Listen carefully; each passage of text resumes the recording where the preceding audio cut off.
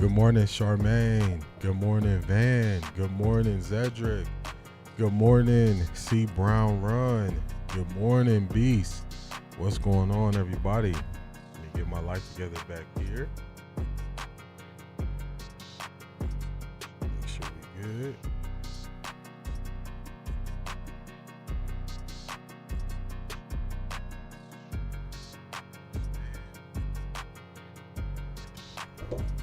That's good. Let's cut this intro. Cut the intro.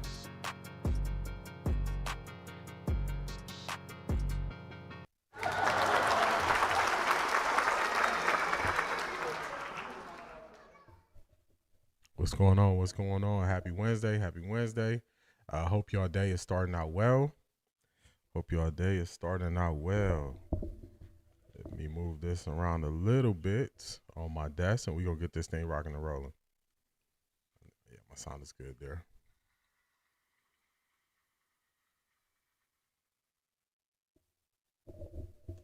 YouTube, what are you talking about? I don't know what YouTube got going on there, but we're going to keep it moving. Just going to pay attention to make sure everything is straight. All right, so y'all see the thumbnail. Y'all see it. Kevin Stefanski is losing support all over the place. Nobody is really backing him. Nobody is coming out and saying, hey, this is my coach. I believe in him. Nobody is saying that. That's just something to pay attention to. Also, Shaun King had an explosive visit to UCSS yesterday. I'm saying, wait a minute, not so fast. Shaun King might be playing some theater. I found something he said less than 2 weeks ago.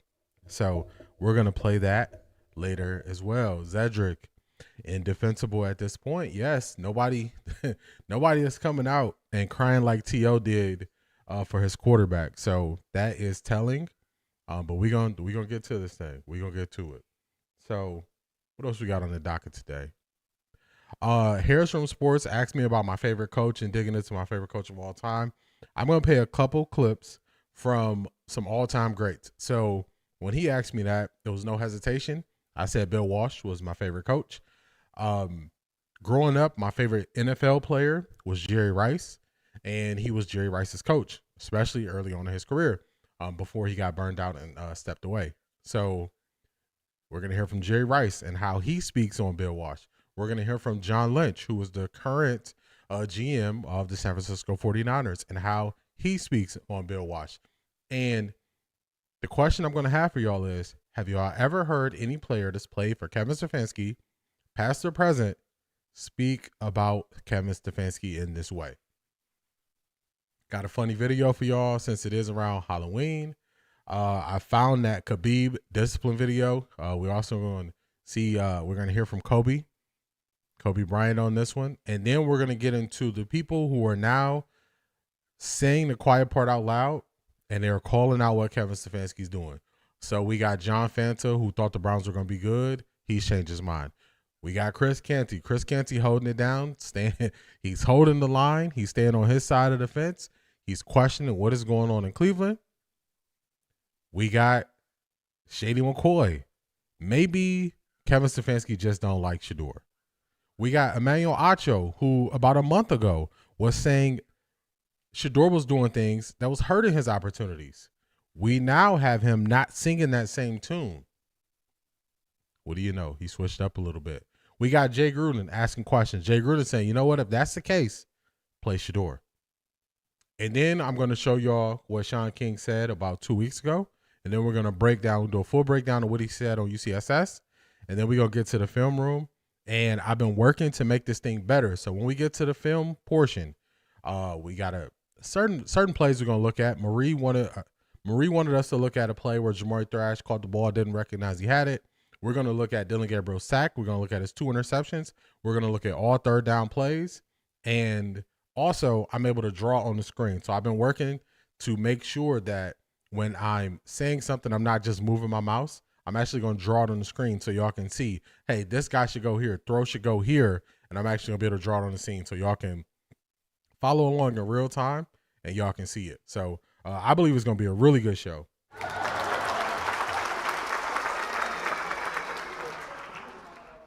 Really good show that I think y'all going to enjoy. But we're going to start off with this clip. This is kind of the basis for the whole show. Let's see what Shaun King blew up UCSS with yesterday. Let's go. Hear from Shaun King back in February. Shaun, I ask you about a quarterback. I don't think we've mentioned his name one time on the show. He had a pretty good Senior Bowl week. What do you think of Dillon Gabriel?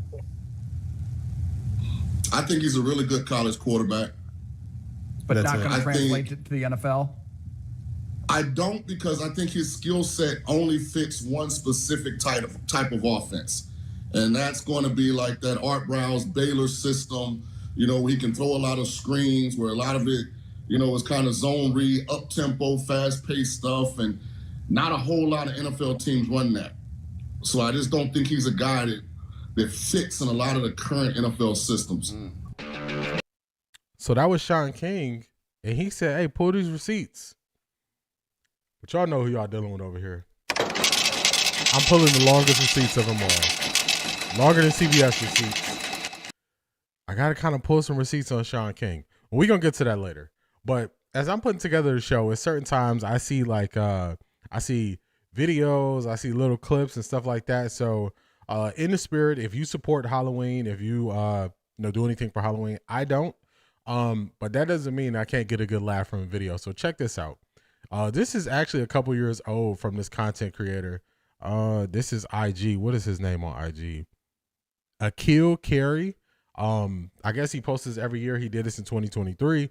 I just thought this was hilarious, man. I was crying. I was in tears watching this. So let's play this.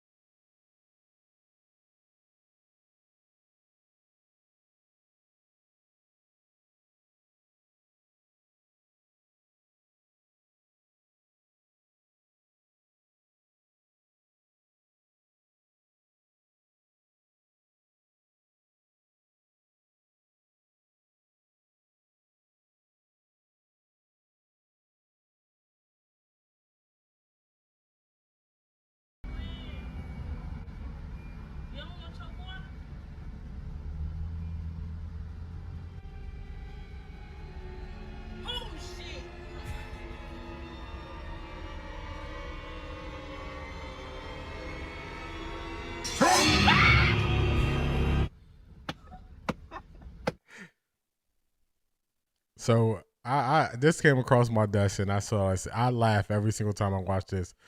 So I thought it might be a funny thing to play, considering the kids gonna be out trick or treating this weekend. Let's keep this thing moving forward. I thought that was funny. Now let's get to Khabib on discipline. And every day,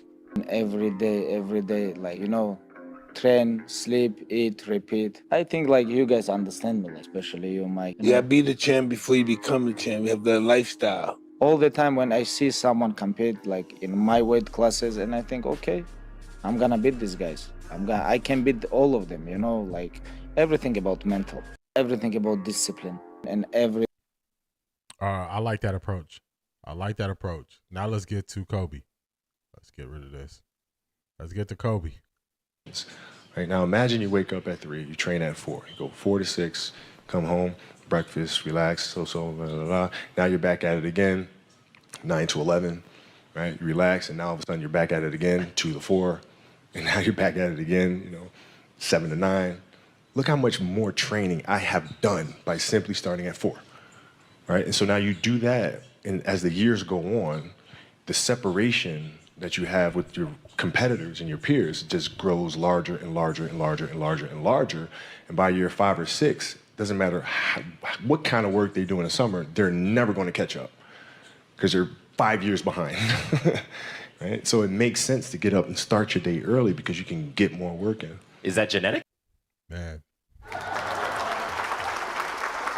I love that approach from Kobe because basically you have built in your head start that keeps you ahead of everybody else because you put in so much more work. So definitely love that. She spilled that drink all over her uniform. Facts. I was crying. Like, I don't know if y'all understand. So I'm watching a lot of different things. I'm studying. I'm trying to learn more about the game, learn more about assignments and all this stuff. And every once in a while, I just have like a little break in there where I'm watching something funny and I'm like, I can't keep this to myself. I got to share this with y'all. But man, it was hilarious the way they throwing the drinks. The one girl was like, I'm not opening this. So he does that. He has a bunch of different videos that I find pretty hilarious. So let's keep this thing moving. What I got next on the docket? We gonna move through the early portion of this a little bit on the faster side, because we really got some meat and potatoes to this episode. All right, so Bill Walsh.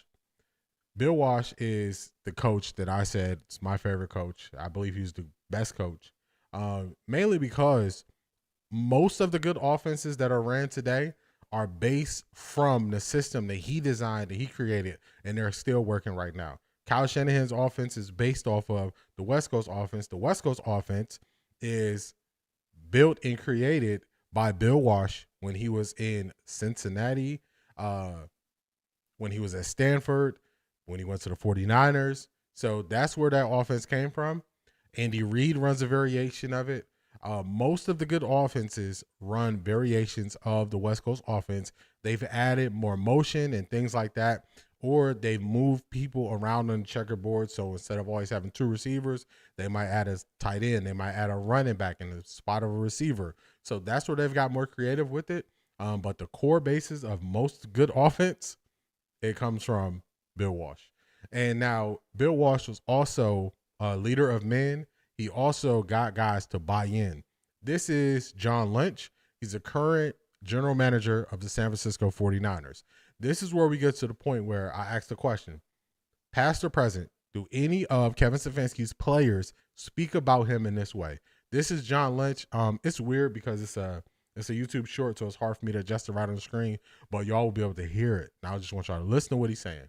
Right after your junior year, and I signed with the Marlins after my junior year, and then Denny Green leaves for the Vikings, and Bill Walsh comes in, and I get a call from Bill Walsh saying, hey, and now I had switched to safety, and I got benched in game 4 after leading the team in tackles. I get benched. I thought I was playing pretty well, but apparently the coaches didn't. So I just said, football is my love, but baseball is where I got to go. And I get a call from Bill Walsh, and Bill says, hey, I've been watching our film, and you're our best defensive player. I understand you have a great opportunity with the Florida Marlins, and that, baseball's going well, but I'm telling you, you can be a Pro Bowl safety in the NFL. I said, what? He said, hey, next time you're in town, come see me in my office. So I did, and he made a tape, and it was a tape of Ronnie Lott making a play, then me making a similar play. He says, you believe me now? And I was ready to run through a wall. And so if not for Bill Walsh, who knows what I would. How about I that? don't know. I think I would have made it in baseball, but who knows? He was going to switch sports, y'all. He was going to switch sports. He was going to go from being a football player.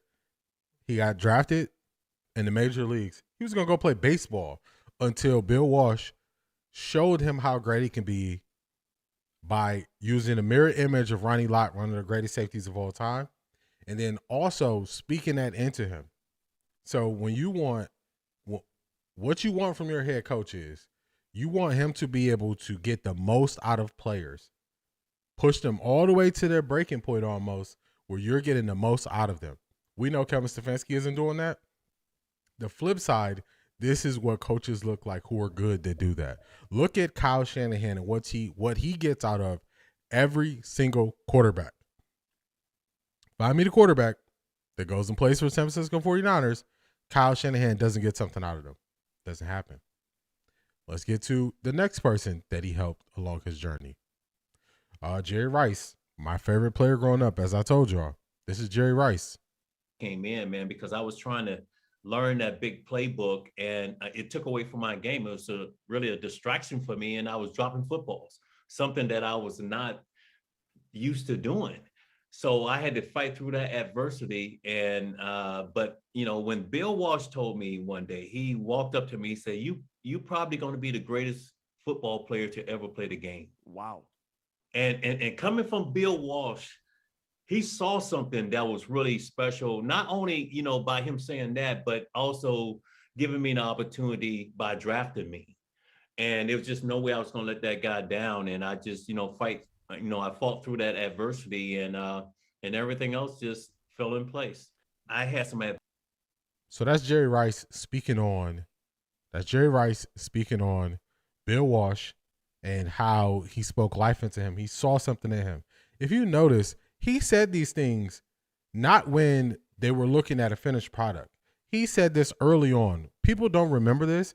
Jerry Rice had a dropping problem, just like Jerry Jeudy. He would drop passes. They were like, man, he's sure-handed. Why is he dropping passes? But it was mental. That was the reason. He needed his coach to elevate his confidence to a different level so he could get past that. We are not seeing that happen in Cleveland. We're not seeing it happen. So, Zedric, all it takes is one person to show you what could be. That's exactly it. You're onto something. The Ghost. Can you tell me why Dillon and all his coaches have the same agent? I can't tell you why. I can tell you that it's a fact that they have the same agent. I believe they're all represented by CAA. So it could just be relationships where they're like, hey, you're going to need an agent. You're going into the NFL. One coach is like, this is my agent. Check him out when you're interviewing agents. Another coach, check him out. This is my agent. Before you know it, you play 17 years in college football. All of your coaches for 17 years have the same agent. You go interview that agent. You build some trust, and you say, okay, I believe this agent. So I can't tell you exactly why. That's an example of how it could happen. But the facts are the facts. They all have the same agent. So let's get to the next video. I'm going to take it back. So people are saying they don't trust Kevin Stefanski when Shedeur gets his opportunity. And what I want people to see is Kevin Stefanski might do the exact same thing he did last year. When he felt things crumbling, the Cleveland Browns were 1-6. They needed a spark. They needed a change. Deshaun Watson got injured. Popped his Achilles. He was going to be out for an extended period of time. He was going to miss the rest of the year.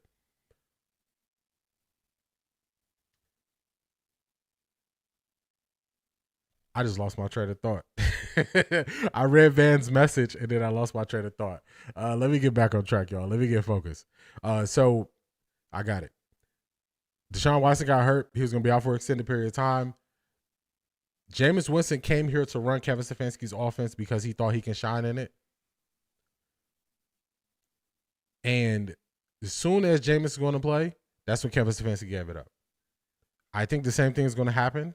I think he's going to give up play calling once Shedeur finally goes in, because then he's going to have to admit that it didn't work with Dillon Gabriel, even though he's sticking his neck out there for Dillon Gabriel. So I think Tommy Reese is going to end up being the play caller. Van, you caught that? Yeah, I think Tommy Reese is going to be the play caller, and I think we're not going to have to worry about it. So I think it'll be fine. This is going to be the Browns speaking on, not the Browns, but this is going to be. Are you going to continue play call? Tony Grossi speaking on, this is Tony Grossi speaking on Kevin Stefanski last year giving up play calls. When everything goes bad, that's when they stop defending you. When it went bad last year, they stopped defending him. When it goes bad this year, you see they're not defending him anymore. One thing is for sure, they all scratch each other's backs. Yeah, that's a fact. That's a fact. You don't see where as a conflict of interest.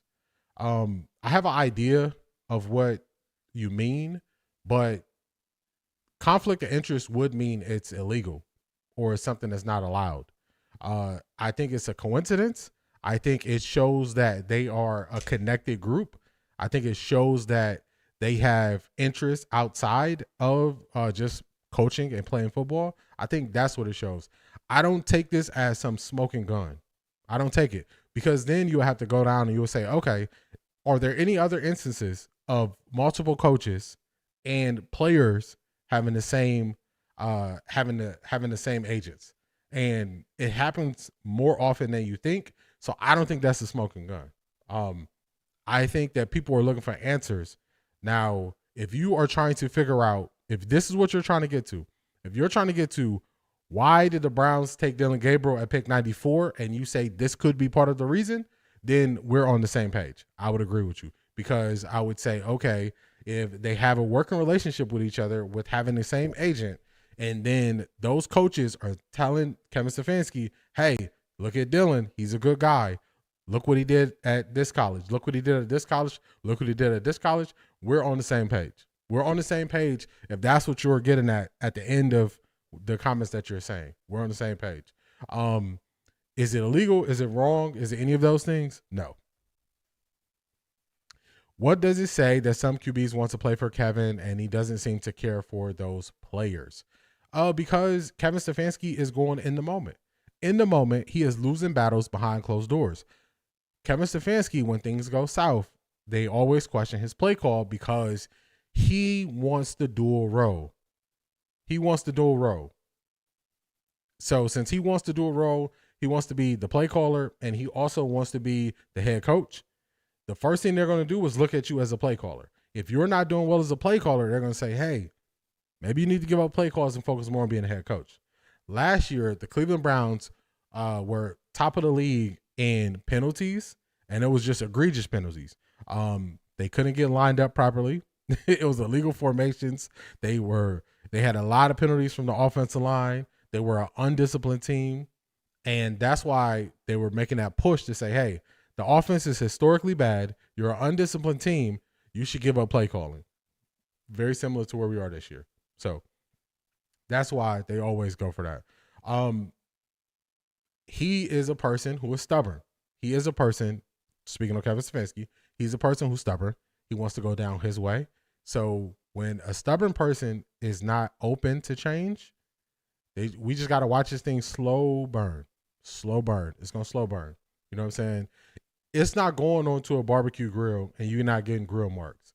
We are watching this thing in a slow cooker sitting outside. Kevin Stefanski said Jacoby Brissett wasn't good. All of a sudden, he balling in Arizona. Based on that statement, should we believe anything Kevin Stefanski says about quarterbacks? These are just the questions. Because I've been saying these things. I've been asking these questions. I've been saying it a lot.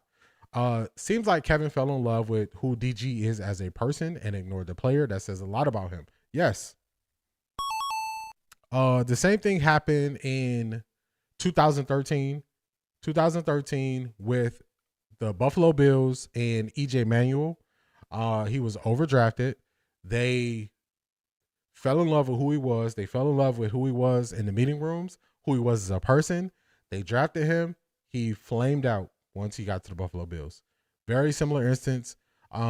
Even during the draft cycle, I recall Mike Florio saying teams get fooled by quarterbacks who are good on the whiteboard and interview well. They get fooled every year. They're like, every year is quarterbacks who they think speak their language, and they flame out every year because they value that player more than everybody else because they believe they're on the same level. They believe how this player speaks. That's what happened with Dillon Gabriel. It's very obvious. It doesn't take much to get to that point because the things that Kevin told us wouldn't be an issue, they are an issue. That's what it is. They're an issue. His height doesn't show up on film. I can't tell. He can't see the field.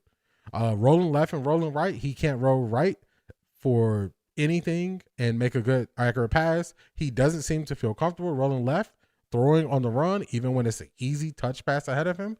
So the things that they told us was good. They said he was accurate. We haven't seen that accuracy. So basically everything they said, they were using that to build up his confidence because he just doesn't have the natural traits and skills. So no, it's that. If you don't, I'll just make a disclaimer. If you don't watch me every week, or if you haven't watched me in a while, or if you watch me here and there, I'll just put my disclaimer out there about how I feel about the Browns and what I think they should do. I think the Browns should fire everybody and start over.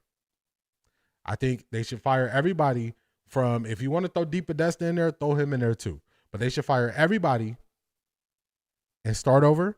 That's how I view the situation. So if you are coming here assuming that I'm one of the people who defends Kevin Stefanski, I'm not that guy. If you think I'm one of the people who defends AB, I'm not that guy. So a lot of questions might lead to, should we fire these people? I want them all gone. Go back and watch my episode the Monday after the Browns beat the Miami Dolphins. I broke down what I would do organizationally moving forward. I put out a whole chart of who I would hire as a GM. I gave 2 options: who I would hire as a coach, who I would hire as a special teams coordinator, D coordinator, offensive coordinator, everything. So before we get to 50 million questions about defending Kevin Stefanski, I'm not that guy. Just gonna put that out there for y'all so we can all be on the same page. DG is a system guy that can talk football better than he can play. There you go. If you look at a lot of head coaches, let's take it off the NFL. Let's go NBA. If you look at a lot of head coaches in the NBA, it's not usually the best players that become the best head coaches. It's usually the guys who played point guard that had to get everybody involved, or they had great leadership intangibles, or they just worked at it and studied the game so much. That's how you get to the great coach. So DG probably has the potential to be a great coach, but just a starting quarterback, he has too many limitations, too many to overcome. I do believe the Dolphins were going to draft him before the reach. That makes the most sense. Yeah, I agree with that.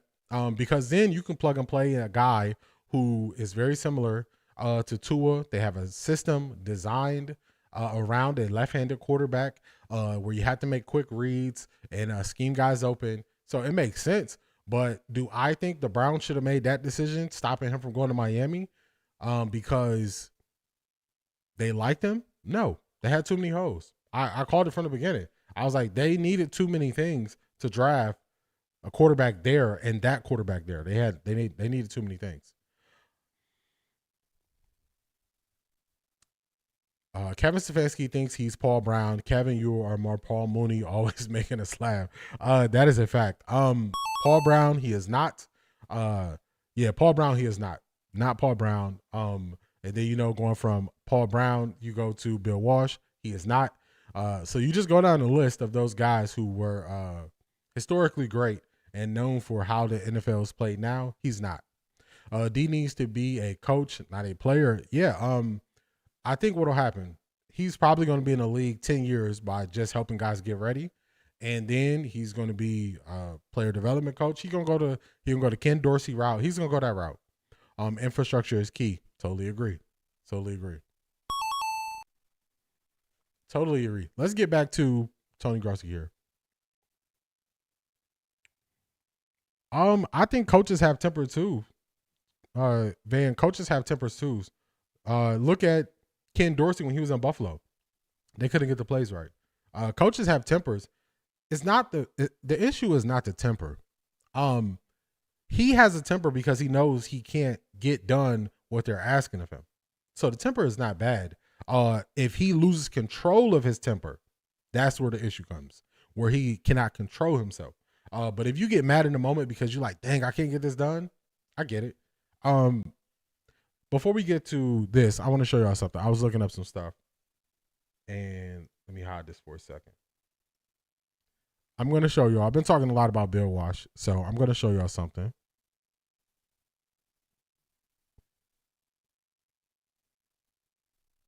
me search it.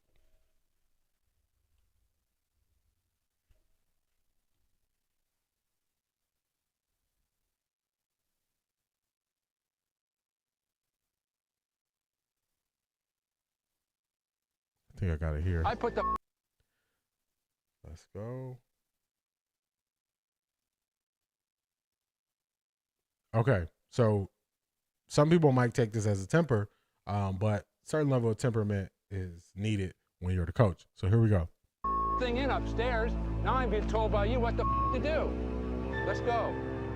The dynamic was the coach is getting yelled at. The player feels bad, like, geez, I feel bad for my coach. He's getting yelled at for my mistake. And so what happened as a player, you think, I got to make sure and protect my coach. Boy, if I ever get a chance to be a head coach, I'm not going to do that. How do you think we started this game? Not very well. Okay, I mean...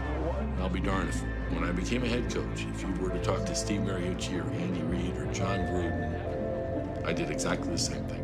Why didn't he throw it? Why didn't he throw it? What happened on the screen? Why did we run that? That's me. Why? That's me. Why is it you? That's me. I sent it the wrong thing.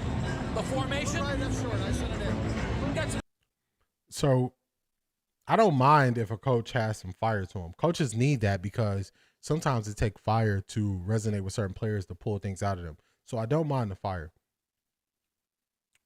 Do you think Kevin Stefanski lost a passion for football? I don't think he lost a passion for football. I think he's a stubborn person that is going to go down his way, and to be successful in whatever you're doing, you have to be able to adapt. You got to be able to adapt with the circumstances. I was watching something else that was breaking down why the Browns are so easy to defend. It's because he is not adding new wrinkles to the play calls that he's running. I said that based on the way he treated the opposing team's player that sacked him, and DG roughed the guy up while he was laying on the ground on his back that anyone else sees besides me. No, I played that on the show. You're talking about in Pittsburgh. He got hit. It was I don't think it was Patrick McQueen. I can't remember their middle linebacker's name. I think it was Patrick McQueen. I might be wrong though. Yeah, he was yanking at his helmet and stuff. Yeah, I saw that. We played it actually on stream. The analysts were talking about it majorly. Yeah. That's why I said as long as it doesn't cross the line. So in that instance, I called him out because I thought it crossed the line. Having a temper is not the worst thing as long as you don't cross the line. In that instance, he crossed the line. That's why I said if you cross the line, lose control, that's when it's bad. Yeah, I thought it was Patrick McQueen. Okay, yeah. Yeah, we played that on the stream. Yeah, I saw that. But you need a coach to have some fire to him because they need that to pull things out of players. Kevin Stefanski has no fire. He has no next level he can take it to emotionally to get players to really be on his side and root for him. That's where Kevin Stefanski is kind of struggling. He doesn't have a next level. He's not a next level motivator. So guys aren't going the extra step. You heard what John Lynch said, what he would run through a wall for Bill Walsh. We have never heard a player say that about Kevin Stefanski. The closest thing we're going to get to a player saying that about Kevin Stefanski is going to be Dillon Gabriel. Because Dillon Gabriel is going to say he rode for me. Nobody else is saying that, though. Nobody else has came out and said that. Let's keep it moving forward here. Now, this is when it went bad last year. This is how they spoke. Tony Grossi was speaking totally different last year. Let's go. And he said, no, I am going to have Ken Dorsey call plays. And the reason I say it was bizarre is because he wouldn't do it when Watson was on the field. But now that Watson's off the field, he's handing it over to Dorsey. And Jameis Winston will be the starter Sunday against the Baltimore Ravens. I got to tell you, from the very moment he walked into the media room, Kevin Stefanski looked dejected. Mm-hmm. He looked like it was the post game of another loss press conference rather than the beginning of the week press conference. So what to make of that? I asked them directly, is this a Hail Mary by the organization to try to win a game? And he kind of chuckled and said, that's blasphemous. No. But it came out of the blue after all me asking him 20 times when Watson was on the field. Now they decide to do this. I think it is a Hail Mary. I'm not sure whose decision it was. He said it was his. Kevin Stefanski is the coach to stay away from and avoid. That's a fact.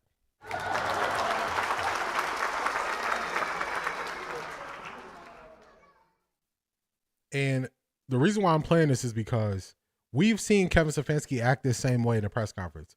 When they traded Joe Flacco, Kevin Stefanski acted this exact same way. So when a person is stubborn, people can tie you down to your tendencies and they know what you're going to do next. So Kevin Stefanski is going to go out the stubborn way. He's going to ride with DG as long as he can until the players go upstairs and say, we cannot keep letting him put him out as a starting quarterback. That's when the change will happen.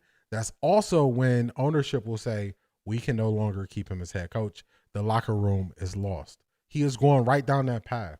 He's so stubborn that he cannot see it. He can't see it. I saw Jake Burns mention they seem to just be playing for the check on offense, no buy-in with the system that's ran. I agree with that. The reason is because Kevin Stefanski is only able to highlight tight ends. He can't highlight anybody else in the offense. And this goes back to when he was with Minnesota. He does not understand how to scheme open wide receivers. He is not flexible enough to move wide receivers around. You're the outside receiver. That's a slot receiver. Nothing changes. That's why I said Tommy Rees is starting to have an influence on offensive play calls, because we saw versus Miami, we saw Jerry Jeudy in the backfield. We have not seen Jerry Jeudy in the backfield while Kevin Stefanski has been calling plays. That was the first time. So Tommy Rees's influence is there. It's going to be things that they do. It's going to open up. The offense went from being the worst offense in the league last year to being able to score points once Kevin Stefanski was no longer the play caller. With Ken Dorsey, the offense was able to score. They were having the same conversations about how bad it could be. I'm hoping they will approach the owner after the next game if they don't let Shedeur play. That's what it's going to take. It's going to take, but it has to be the right person. It has to be Myles Garrett, Denzel Ward, Grant Delpit, guys who are under contract, who are performing, that the owner can't question if they know what they're talking about. Myles Garrett is doing it in the nicest way possible by saying things have to change on offense. He's saying it every week, and he can say that because he's going to be here. Myles Garrett is the one who's going to push the button that is going to eject Kevin Stefanski out of the situation. It's going to be Myles Garrett. And Myles Garrett is walking it down in a polite way. He could go berserk and say, this is 2 years of us not being able to score. Instead, he said, I'm sick and tired of losing the same way. People only thought about this season. This season that we're in right now is almost a mirror image of last year. Do y'all remember early on, I said, actually not I said it, I played UCSS the day after a loss when we had Joe Flacco, and they were saying the exact same thing that matched to this year. So this is a mirror image. The Browns have been losing this way for 2 years, not 1 year, 2 years. That's why Myles Garrett is so frustrated. Maybe Myles Garrett timed his tantrum just before going to see Haslam. It's possible. Also, Myles Garrett knows if he shows frustration, the national media is going to pick it up. Also, you have it brewing to play Shedeur. So he knows everybody wants to see Shedeur. Now you see your best player, one of the top 5 players in the league, being frustrated with the offense, and he's a defensive player. He goes on to have 5 sacks. Everybody's going to talk about it. So some of it is going to happen from the outside that's going to help his cause. He's the one who's leading Kevin Stefanski down this path to being out of here. And Kevin Stefanski is being stubborn. Instead of adapting, he's digging his feet in and he's not adjusting it. That's where we're at. That is where we are. So I wanted to show you all, this is not new. This is something that has been going on for a while. It's something that's going to keep happening with Kevin Stefanski. It's going to keep happening until they make changes. Let's get this out of here. Yeah, we don't need this. This is somebody who thought the Browns would win 8 games. Listen to how they've changed. And now here we are in a bye week where nobody's talking, because what happens when no one has anything to say? What happens is it means that everybody in the room knows that they're wrong. Deshaun Watson was not good for a majority of the time that he was on the Cleveland Browns. He had glimpses of being good. This is the issue with Deshaun Watson and why it didn't work in Cleveland. Deshaun Watson had more freedom when he played in Houston with how the flow of the game went. So Bill O'Brien would call plays, but Deshaun Watson had freedom to check into different things as the game is happening. So if you're noticing that you keep calling zone beater plays and they're running man every time you think zone, Deshaun Watson could change that play and attack what they were doing. He came to Cleveland and they said, this is the offense. This is the offense we run the offense. So you took away somebody's biggest strength was to identify what's happening in real time and you told them, don't use it. Run what I call. That's what Kevin Stefanski did. So majority of the time he was here, the offense looked like the offense. Earlier in the year, I said, hey, look at these first 4 games from Deshaun Watson. They look very similar to Joe Flacco. Joe Flacco's first 4 games look very similar to Dillon Gabriel. This is Kevin Stefanski's offense. That's how it is. That was the issue. So we saw Deshaun Watson look good in the second half against the Baltimore Ravens, where the Browns came back. They got a tipped interception. Greg Newsome ran it back for a touchdown. They got back in the game. We beat Baltimore in Baltimore, and Deshaun Watson played really well. Unfortunately, that was when Deshaun Watson he messed up his shoulder. He messed up his shoulder in that game, and he ended up being injured for the rest of the year when they thought he was going to come back in a couple weeks. So he wasn't the best, but if you look at the system, it's hard to be the best with this system. It's hard to be the best. Also, Zedric said this earlier. How can you get separation on routes when all you run are stick routes? They run way too many stick routes. Way too many. They need routes where receivers are always in motion. I don't like routes where all of the guys just run and stop.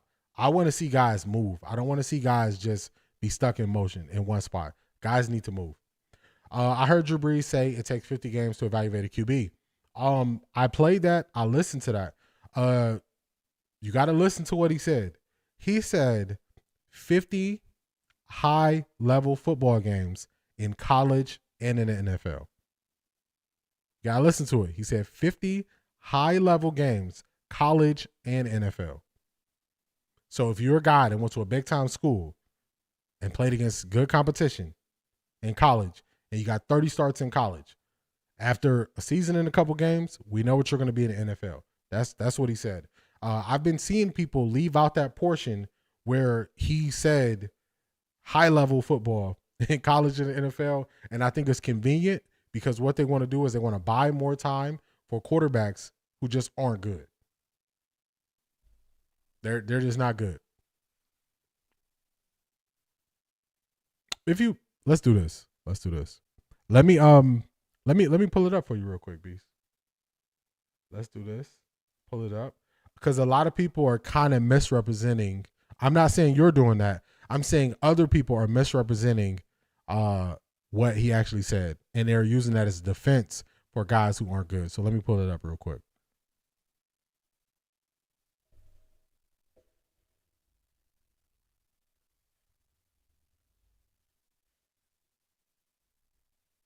I think that might have been the last thing I watched from Drew Brees, so I should be able to find it pretty easily.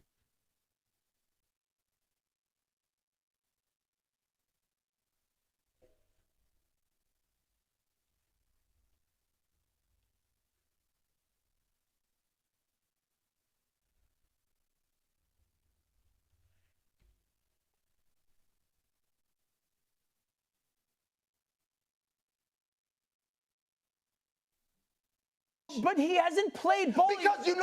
All right, that ain't it.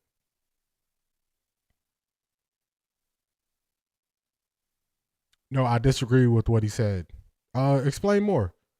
I don't disagree with what he said. If you were in college and you played at a Power 5 school and you had 30 starts, we know exactly what you're going to be going into your second year in the NFL. I don't disagree with that. Do you disagree with that? Are you saying it takes less or more games to find out what a quarterback is? I think that combination of college and NFL is a more than enough sample size to determine this guy's going to be good or not.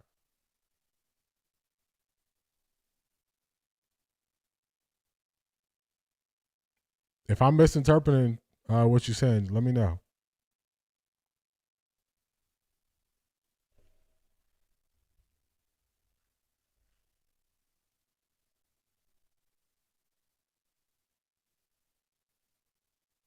Although now on First Take, the Titans fired their head coach Brian Callahan yesterday after a 1-5 start to his second season as head coach. Tennessee drafted Cam Ward, we remember, with the #1 overall pick this offseason. and felt like they just were not seeing enough progress from the team. Senior offensive assistant Mike McCoy will now take over as interim coach. So this move continues, though, an alarming trend in the National Football League. You see Shepty's tweet. The last 4 quarterbacks. Drew, we'll ask you as a former quarterback, do you think the National Football League is failing these young QBs? Yeah, look, in a lot of ways, I do. And I think the proof of that, too, is you watch some of these guys that you would have said had, rough early stages of their careers, the Sam Darnolds and the Baker Mayfield, they're now having, in their second and third stop after they've had a chance to get some experience and maybe be in some more capable situations. At the end of the day, I really have kind of developed a formula just based on observation, for a lot of these young quarterbacks in finding success in the NFL. And first and foremost, I think a lot of these guys need about 50 high-level starts before you're going to know what you have in a quarterback. And that includes college and then at their time in the NFL. In other words, if you go draft a guy. Yeah, I don't think it's I don't know. I could be misunderstanding what you're where you're disagreeing, Beast, but to me, I think that makes sense. That makes sense to me. Oh my God! Wow! Charmaine with the first donation of the day. Making sure I get some coffee. I appreciate that as always.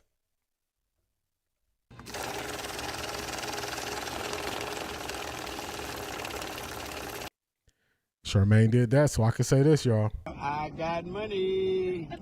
If y'all could, please put Charmaine in the chat. Put Charmaine in the chat. Put Charmaine in the chat. Always supporting, always showing up. Just appreciate you always being here and giving your input and always making sure your boy is good on coffee. So I appreciate that. So everybody, please put Charmaine in the chat.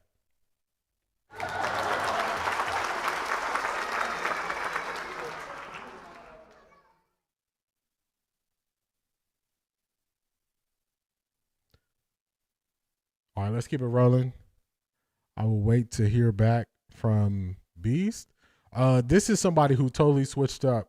They totally switched up on how they view the Cleveland Browns. They were excited coming into the year. That excitement is gone. That they're wrong in how they thought, they're wrong in how they processed, and so they're being quiet. But I honestly think it goes all the way to the top. And right now, I just have to think, I have to wonder about the people that run this organization and how they could be proud of what is happening in any way, shape, or form. And if they think that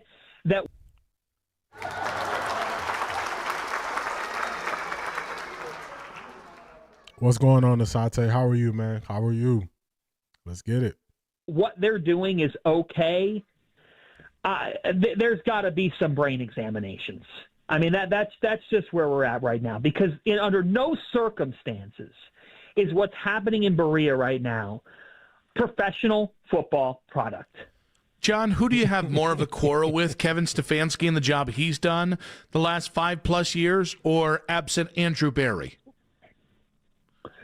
The general manager not speaking during the bye week is a major problem to me.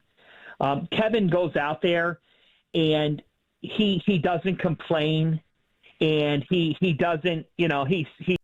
Man, it's both of them. Don't blame this on the general manager. Most general managers don't even speak during the season. This is them using that as a distraction because the team is not good. What I find funny is this same person is saying that now, like this wasn't the team that they fielded at the beginning of the year. So do we need to examine his brain as well because he thought they were going to be good? These are the questions.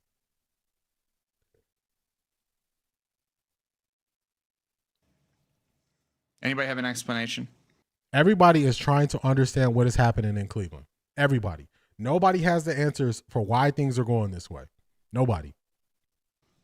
I don't. Smalls. The way I interpreted it, they're not ready to move on from Dillon Gabriel. They don't think the sample size is large enough. They're going to continue to go with him. They don't think Shedeur is ready. That's a good answer. Did they give that answer? Either way, you're not going to get transparency. I agree. I think people see, I don't want you to speak to me just for the sake of speaking to me. I don't want you to get up there and we ask you 30 questions just for you not to give me any answers. I'm a person, I can bypass that whole scenario if that's what it's going to be. I don't need you. I don't need the lip service. I don't need you up there blowing air. If you're not going to be transparent, you can save it. You can save me the time.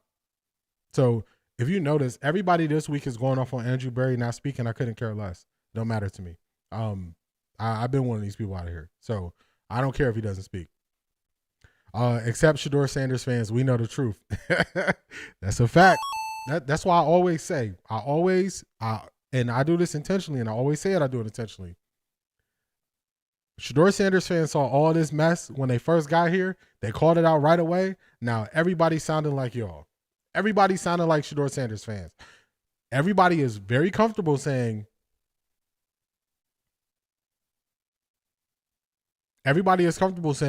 that the Browns are not good, the coach is not good. The same stuff that Shedeur Sanders fans said right away.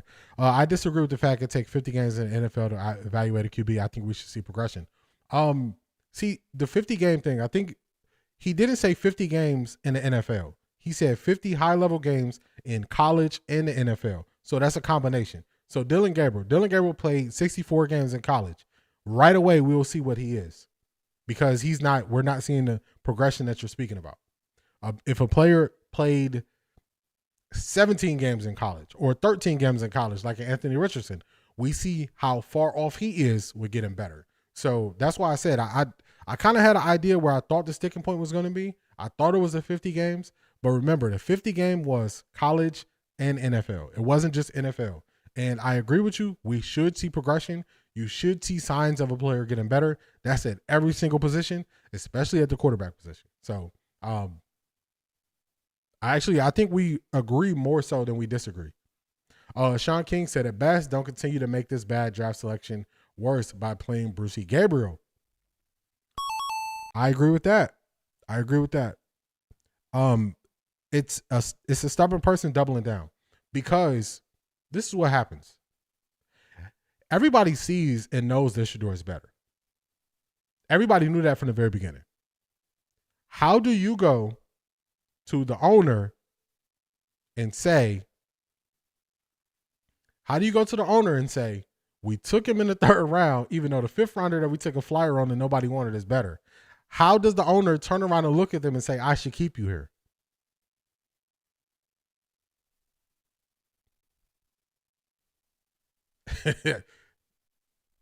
So you got to make it work with Dillon Gabriel. You have to. If it doesn't work with Dillon Gabriel, this is the thing. The way it's going, you're getting fired. Most likely they're going to be fired. Now you got to show that what you wanted to do was better. So this is now Kevin Stefanski wanted Dillon Gabriel against Andrew Berry wanted Shedeur. The problem is Dillon Gabriel has set the bar so low. Shedeur could outplay what Dillon Gabriel's doing in his sleep. So Andrew Berry is going to be the one that says, remember pre-draft when we was doing all that arguing about who should take Shedeur? Remember when he was saying, let's go up to Oregon and see Dillon Gabriel again? Remember when he said, hey, I did the recon. I spoke to Dillon's coaches that also have the same agent as me, and they said Dillon Gabriel was better? Andrew Berry's just going to be sitting there like, hey, you got to plead your case. I don't have to say nothing. This is why we're seeing this happen and fall out this way. As soon as Kevin Stefanski concedes and bitches Dillon Gabriel, he is handing in his pink slip to give away his job. That's where he's stuck at. So I get why he's forcing it. He just making it take longer to get where we already gonna go. That's all he doing. He's just slowing it down. So that's it. If Dillon plays the Jets, it will not look good. The book is out. That's exactly it, Zedric. The book is out. Also, the Jets rallied around Justin Fields. They played that game for him. They are playing for him. They are saying, forget the owner. That's not the team you want to see when you're a struggling quarterback. Out of Gabriel's 64 games, he was ranked a 4th or 5th round pick. Your name matches that comment so well, just saying. I agree. It's almost like I want to read that backwards. Like out of Gabriel's 64 games, he was ranked a 4th or 5th round pick by PFF. Just saying. Yeah, the Brucey take me out every time. The Browns need to pivot off of Brucey and move on for another backup. Come on now. I agree with you. They've been trying to swap Shedeur and Dillon's draft profile to make Dillon look better because of where he was picked. Nasty work. It is very nasty. Shedeur can put up better stats than Gabriel in one half. We're on the same page, Asante. DG ready to see 12. He even like, hey, just take me out and put him in and see what happens. Don't keep putting me through this. So everybody is seeing it. It's right there. It's right in front of us, y'all. They're trying to find answers. Everybody's trying to find answers why this is happening because it don't make football sense. And this is why I went so hard right after the draft and everybody tried to make the argument. Teams will do what's best for the team if they're trying to win. Everybody is watching the Browns not do what's best for the team to try to win. Everybody is watching it unfold.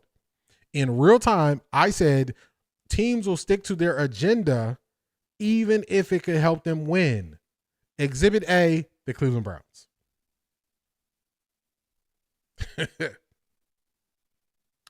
Defenses are chopping at the bit to tee off on Dillon every Sunday moving forward. I don't know why they got you there. I saw your message though, just saying. They're waiting. They're waiting for him to keep throwing those out routes. It's gonna look nasty when he starts to throw interceptions. When he keep throwing these out routes, he's gonna throw more interceptions. When I show y'all the interception he threw, that was supposed to be to David Njoku, it was so bad. It was terrible.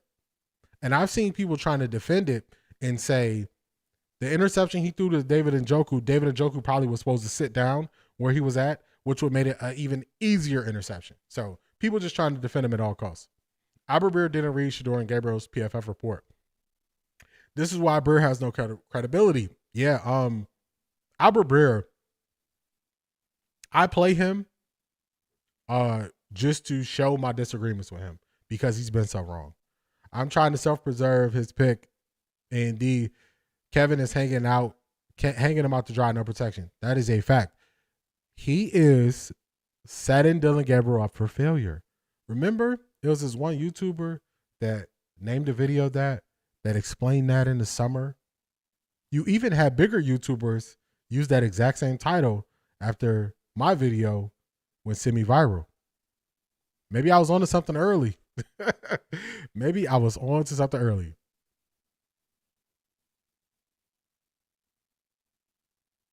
Shedeur in the Bible, in the book of Numbers, Shedeur is mentioned in the first chapter. Shedeur in Hebrew means the field of light. His lights are shining. I agree with that, Clyde. I agree with that. Let's get back to it, y'all. Answer? No. Why not?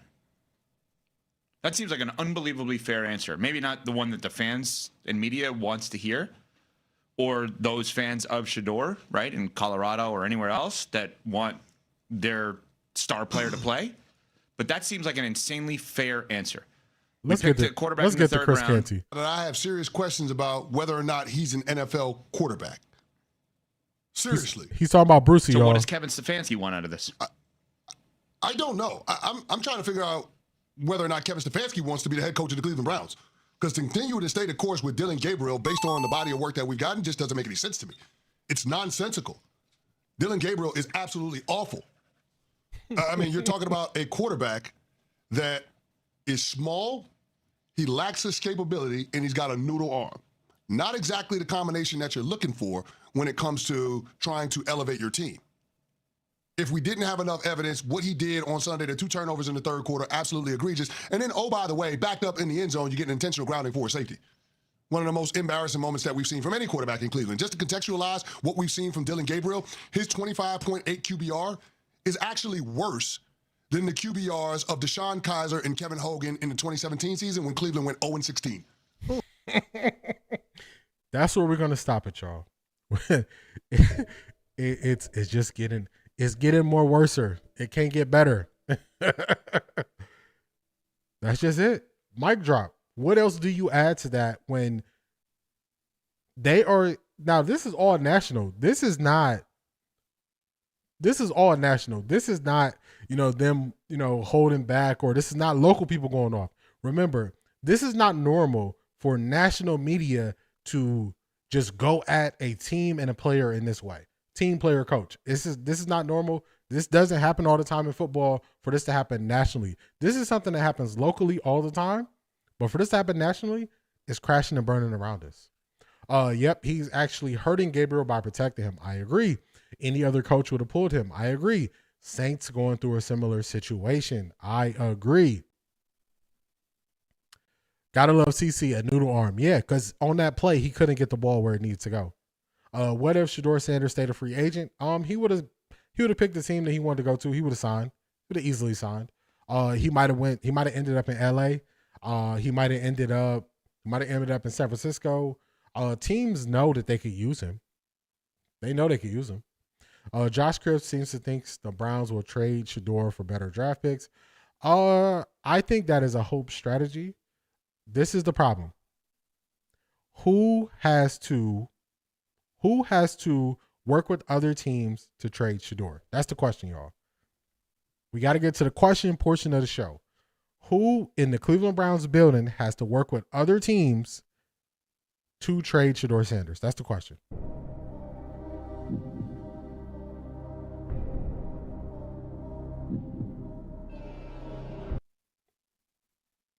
I'm just going to give you all a minute, a little bit of time to respond to that.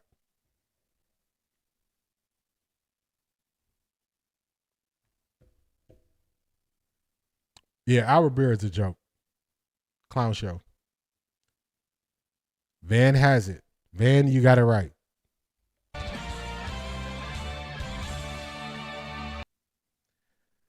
All right. Now, that's the first question. The next question is, who wanted Shedeur on the Cleveland Browns?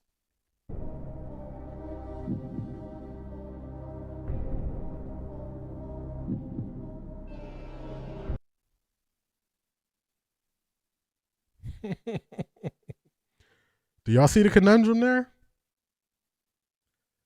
Am I going to trade the player that I wanted? And I'm the one that got control over it?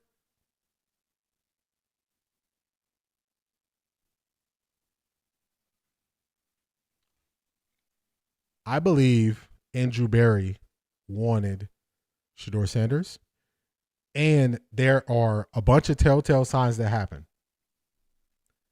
Andrew Berry, the first time he spoke to Shedeur Sanders when they were drafting him, and he did all that, you got to come in and work, nothing's going to be given to you. That was the first telltale sign. People took that as he didn't want him. I took that as I'm responsible for you. I wanted you here. Next sign. After Andrew Berry spoke with Shedeur and said, we're going to take you here, who did Coach Prime say he wanted to speak to? Who did he say he wanted to speak to in that video? This is a pop quiz. I didn't know we was going to end up here, but now we here. Pop quiz. Who did Coach Prime say I would like to speak to before they got off the phone when Shedeur was drafted? Before Shedeur went upstairs. Before Shedeur went upstairs and they announced it. Coach Prime said, can I speak to Mr. Berry? When Shedeur got the speeding ticket, Andrew Berry was speaking. What did he say? You just got to be smarter.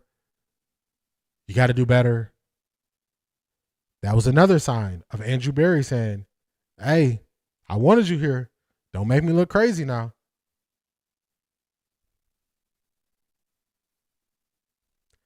The Panthers game. Who spoke to Shedeur Sanders on the sideline? Who was walking around with a book bag on their back speaking to Shedeur Sanders?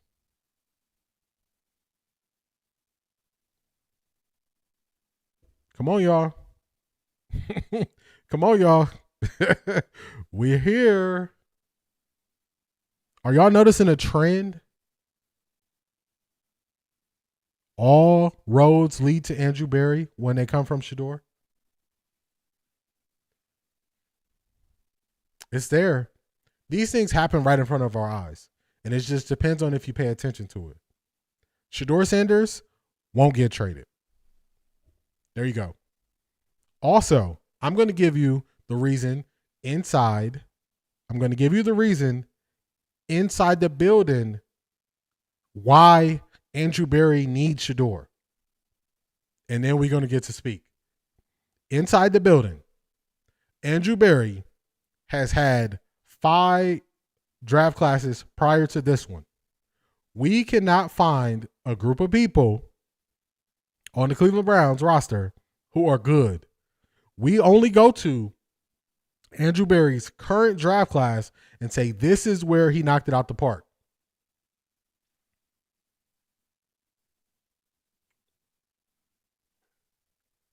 This is the only one he has. Kevin Stefanski's fighting for his life, trying to save his job. That's why he keep running Dillon Gabriel out there. It has to work. He stuck his neck out there for Dillon Gabriel. But who stuck their neck out there for Shedeur? Andrew Berry, who was also on the hot seat. Andrew Berry wanted Shedeur. He had this draft class. I would still get rid of him if it was up to me. But if I'm Andrew Berry in that building at the end of this season, they're going to look. He's going to say, hey, look at Quinshon Judkins. Look at Carson Schlesinger. Look at the trade I did with Mason Graham. The Mason Graham trade equals Quinshon Judkins and the first-round pick next year. He's going to say, look at Harold Fannin. He's going to say, look at the most productive people that we have on the offense side of the ball are people that I took this year. Then he's going to say, look at the trades. Who's our best receiver? I traded for him. They're both are going to have to put all their pieces out on the desk and explain to Jimmy Haslam why they need to stay. You know the last trump card that Andrew Berry has? The last trump card he has, that big joker, that number 12. He can say, hey, we got to play Shedeur, even if it's the last 4 games. Dillon Gabriel setting the bar so low that for 4 games, Shedeur might eclipse what Dillon Gabriel did in 2 games. Then he's going to say, now you have to keep me. But this coach, we got to get a new coach who can actually work with the quarterback that I gave him. When he says that to Jimmy Haslam, what is Kevin Stefanski's response going to be? He's going to say, you know what? Here go my walking papers, sir. I'm just going to leave.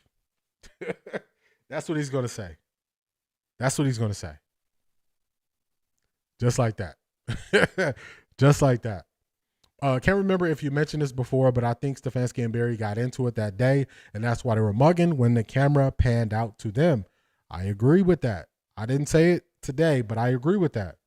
Everybody just assumed neither one of them wanted Shedeur. But then what did the owner come out and say? I didn't pick Shedeur. That's Andrew Berry pick. And everybody was mad, like, why did the owner say that? Because he didn't pick Shedeur. So then everything that everybody was previously stating what should happen or who did it, it all led back. All roads led to Andrew Berry. All roads led to Andrew Berry. Let's do this. Let me pull up something for y'all real quick. So I'm going to show y'all, before we get to the film breakdown, I'm going to show y'all the organizational chart that I made of what I would do if I was rebuilding the Browns. Let me find it. And then we're going to get to the film breakdown. We're going to get to speak. We got a couple more videos. We might go 2 hours today, y'all. That's all right. Hopefully y'all got time. I got time. Where's my org chart? Actually, no, I downloaded it. Let me see.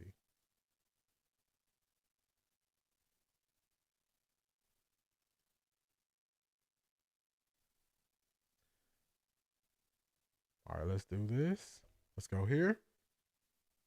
This is the wrong size. Let's resize this. And let's go here. All right, so I made a whole organizational chart.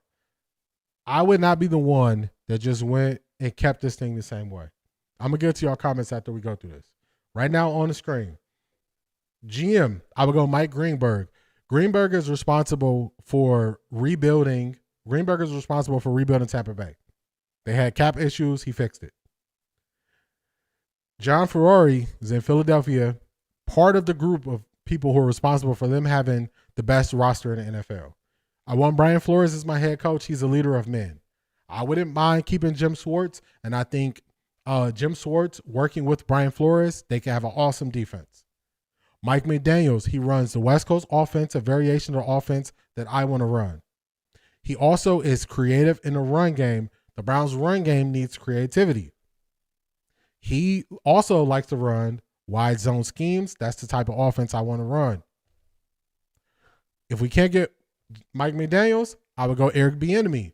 Eric Bieniemy is also from the tree of Andy Reid, which they also run a variation of the West Coast offense, and they've modernized it.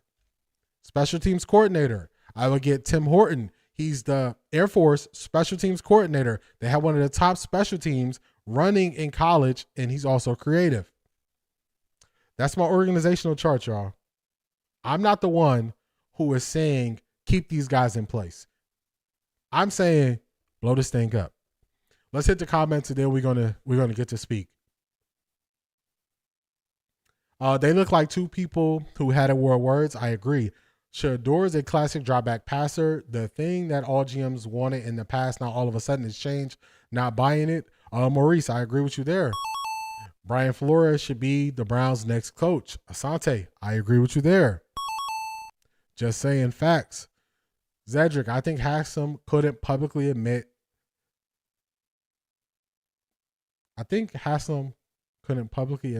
That like he did with the Watson trade. Tell me more. Tell me more, Zedric. Are you speaking on why things didn't work, or the arguments, or I wanted Shedeur? Is that what you're saying? A Kevin Stefanski lie. The Joe Flacco trade, I did not know. However, the other day, Stefanski said, I stay in touch with the GM and HR each day. Yes.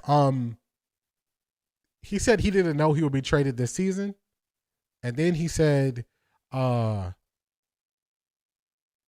he would just, I think he said he was surprised that he was traded or something like that. But yeah, I'm not believing what they say. What's going on, Brent? How are you, man?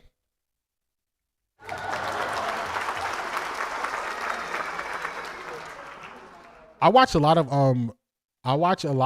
Gruden's breakdowns of just him breaking down offense, breaking down defenses. I like his energy. I like his passion for football. He is currently suing the NFL, so I don't know if he will be looking to get right back into coaching.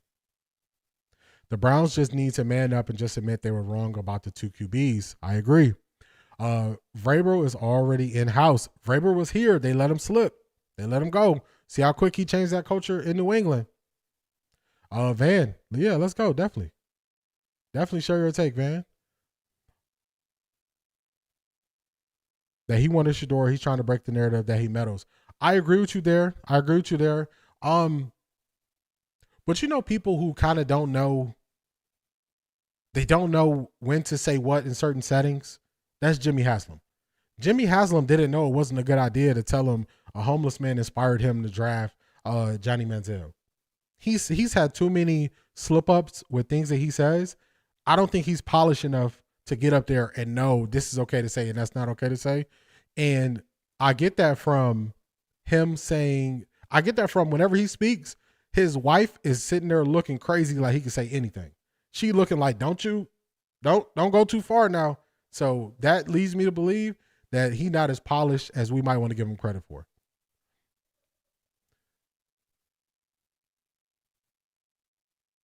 Oh, got you. Zed Mack is saying Haslam was more outspoken about Watson than Gabriel.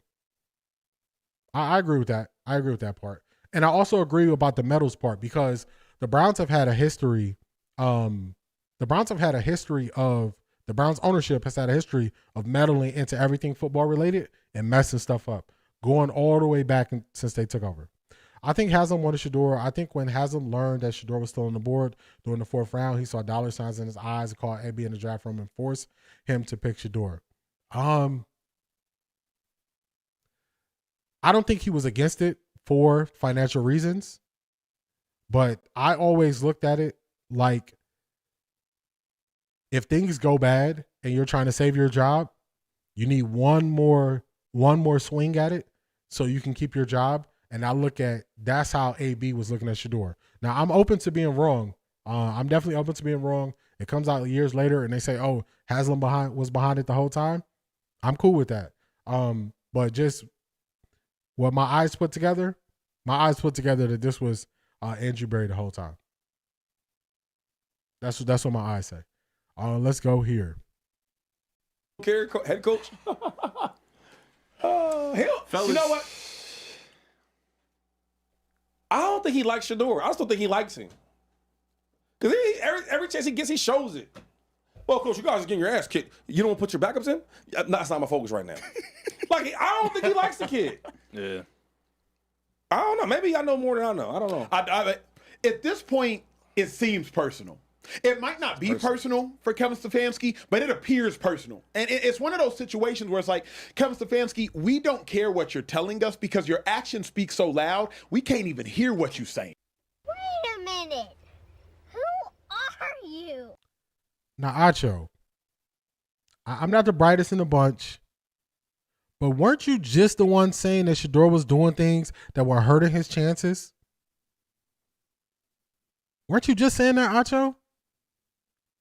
Because you wanted to push it the way you viewed it, and you couldn't see the disconnect?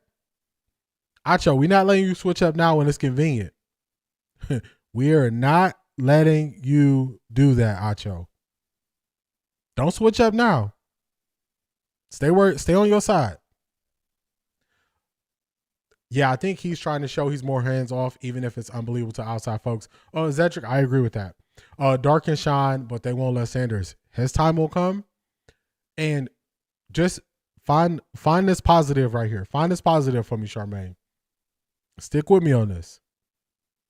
Let them keep trotting Dillon Gabriel out there, lowering the bar. Lower the bar, lower the bar, lower the bar. It's going to be very soon.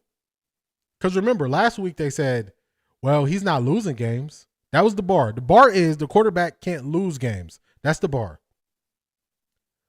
If you look at stat-wise, the bar is going to be 150 yards, an interception and a touchdown, and the Browns lose. That's going to be the bar or the hurdle that Shedeur has to climb when he gets the opportunity. That's what it's going to be. The more they lower this bar, the more likely it is, if they blow it up, that the new GM, the new coach is going to say, they were just bad. I can work with Shedeur. And it will be smart of them to go that way, because then you can retool your offensive line, your wide receiver room in this upcoming draft. Let them keep taking the bar as low as they can. The bar is going to be the height of the curb real soon. Shedeur is going to wake up and take one step, and he's going to go over the bar. That is how low they're making the bar. So just let them keep dropping it down. I also think when Haslam got in a hot seat in the media, he changed the narrative to AB pick Shedeur. Yeah, Van, I'm open to it. I'm open to it. Because, I mean, we never going to get the truth for him. We really just got to use context clues and blues clues and all type of clues to try to figure out what's really happening, because they're not going to tell us what's going on. So I'm with you. Absolutely not. Don't touch any Gruden, period. I don't want Jay Gruden. I'll tell you that much. Acho couldn't even tiptoe like he normally does. That's a fact. He switched it up quick. The bar is in Hayes right now. That's a fact. Josh McDaniel will make a good OC for Shedeur as well. I totally agree. Look at what Josh is doing with Drake May. He got Drake May looking real good. He got him looking real good. I was so surprised with Drake May, just watching him. So he got him looking good. Let's go past Acho. Let's get to Shaun King. One good pass is all it will take. Do you want to know how right you are with that, Zedric? I'm gonna show you how right you are with that one good pass. When Baker Mayfield was sitting on the bench, Tyrod Taylor got hurt. Baker Mayfield had to come into the game. Baker Mayfield, it was either his first or second pass attempt, he made a great throw versus the New York Jets on a primetime game. Everybody said, that's the guy. One pass. It was one pass that got everybody to believe in Baker Mayfield. One pass. So I don't even know if you realize how right you are by saying one pass. One deep pass, one deep touchdown, 150-yard gain is all it will take. That's all it will take. That's all it takes for Baker. That's all it takes is one. As crazy as it sounds, but you are 1,000% right with that, Cedric. Let's get to Shaun King. Shaun King is one of those people that plays the game. There's other people that I say play the game. And to me, even though I agree with some of the things he's saying here in the next video clip we're going to play, I can't go past the fact that he goes other places and says things to the contrary. So I couldn't even find this. Some of the clips that come out, you can't even find them on YouTube. So I couldn't find this from their show, but I found this from an AI channel, a faceless channel. I'm just going to play y'all what Shaun King said about Shedeur. Sure, they both play in the same college football universe, but only one actually glows when the lights hit. Shedeur is he's emotionally immature and he doesn't realize it yet. I don't know how he does it. Because he operates in such a bubble, he's surrounded by so many apologists. He's always been in a position where his dad was the ultimate authority, so he's never had to be, I guess, I don't want to say humble because I don't think humble is the right word, but he's never had to be accountable for his behavior and his actions. Because he never had to compete for the spot. Shaun King really. So that's the only clip I just wanted to show y'all. So even though Shaun King came out and said some things in support of Shedeur yesterday, he wanted to pull his receipts. You got to know who you're dealing with. I got these receipts longer than CBS. Longer than CBS receipts. So I'm hesitant to really just go and just ride with Shaun King all the way, because this is from about 7 days ago. This is what Shaun King was saying. Emotionally intelligent, I think is the word that he used. Let me rewind it back real quick.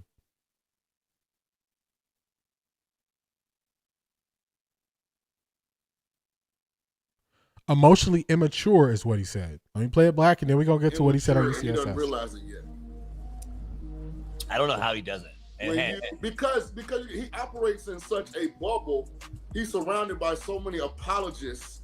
He's always been in a position where his dad was the ultimate authority, so he's never had to be, I guess, I don't want to say humble because I don't think humble is the right word, but he's never had to be accountable. What? Bro, what are you talking about, man? You always got to be careful with Shaun King. You always got to be careful. That's just going to put that out there for y'all to see, but you just got to be careful. All right, let's get to what he said on UCSS.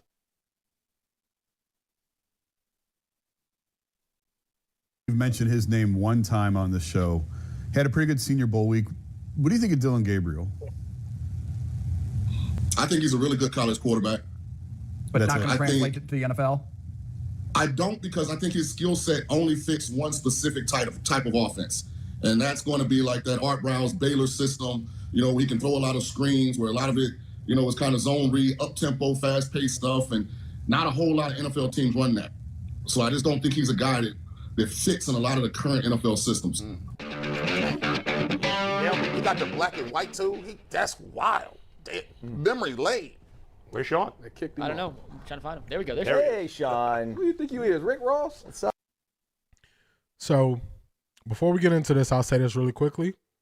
I think Shaun King is playing a little theater at times. When he is with this group of people, he speaks this way. When he is with this group of people, he speaks this way. I'm very cautious of people who do that because they just floating with the wind. We saw Aditi do that. Aditi always started off saying, Shedeur's a really nice kid. And then she on Pittsburgh radio saying she don't believe in him. He's bad. And he's bad.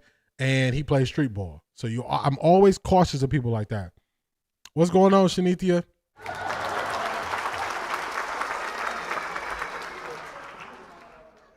Always super cautious of people like that. So I just had to show you all the difference, but let's get to what he said. What's up, man? Still. Rose? Still. Hey, so you here to take a victory lap? Hey, Rick Ross think he's Shaun King. Dog. I'm the NFL player. Rick Ross just make music. You here to take a victory lap?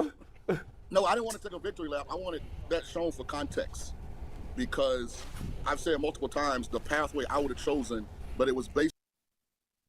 Yeah, Shanithia, I agree. I have seen Shaun do that depending on who he is talking to. Yeah, that's a fact. So I know everybody was heaping praises on him, but I'm like, hey, just remember, he was also the one that we can go to Dion's house, and we can get gas on his ranch and all this stuff. I don't forget those things. So I'm just a little bit, like, hey, I got to watch you. Remember, people are auditioning for jobs with the same teams they're commenting on, not trustworthy. That's a fact. That's a fact. Based on what the Browns did. Because they didn't choose the path that I suggested, now we got to get to the root of the problem. Maybe the most egregious pick in all of the 2025 draft was the Browns taking Dillon Gabriel in the 3rd round. There's no way you can evaluate the quarterback position and have him rated as a higher prospect than Shedeur Sanders. There's no way that you can be an astute quarterback evaluator and think he was worthy of an asset as valuable as a 3rd round pick. They could have went Cam Scatterbo with that pick. And then instead of taking Dylan Sampson in the next round, they could have went wide receiver. Like, there are a lot of different ways they could approach it. And you could have had Quinshon Judkins and Cam Scatterbo. And I say that because they ultimately drafted a 2nd running back anyway, correctly? Well, they did, yeah. We got to get to the root of the problem here. I mean, that was an egregious draft pick. And to die on a vine is very disappointing. And it's going to sound crazy what I'm about to say, but mathematically, it's possible. The Browns can still go 11-6. And when you look at the Patriots game, you look at the final score, never forget, the Browns got an interception. They had the ball. Shady McCoy, have you noticed he sounds like Bernie Mac? I haven't, but I'm going to pay attention to that. I'm paying attention to that when I'm looking for stuff to show. Mind you, he hasn't been as critical of DG since they were drafted. There you go. So it's just one of those things, just like, hey, you got to watch. What are your intentions? Also, a couple weeks ago, he was talking about how the amount of time he was on the show previously, they cut it down, and he was on there a couple times a week. So now he's on there with G. Bush. He's on there with Adam the Bull. So don't think people ain't coming for the check and trying to get the check. You know what I'm saying? So if I gotta speak highly of this person and this person, and I get more calls over here to more appearance fees, then that's what I'll do. It's people who do that and function and operate that way. So that's how I'm looking at him. To just get to the core of what he's saying, I also agree. That's why you can't just absolve AB for how this draft went, because unless Kevin Stefanski stood on the table for Dillon Gabriel at 94 before anybody else got him. If they made the decision that we're going to take him because this is Kevin's guy, good, bad, indifferent, all falls on Kevin Stefanski from this, that's the only way we can say he's not, AB wouldn't be responsible. Good morning, Marie. What's going on?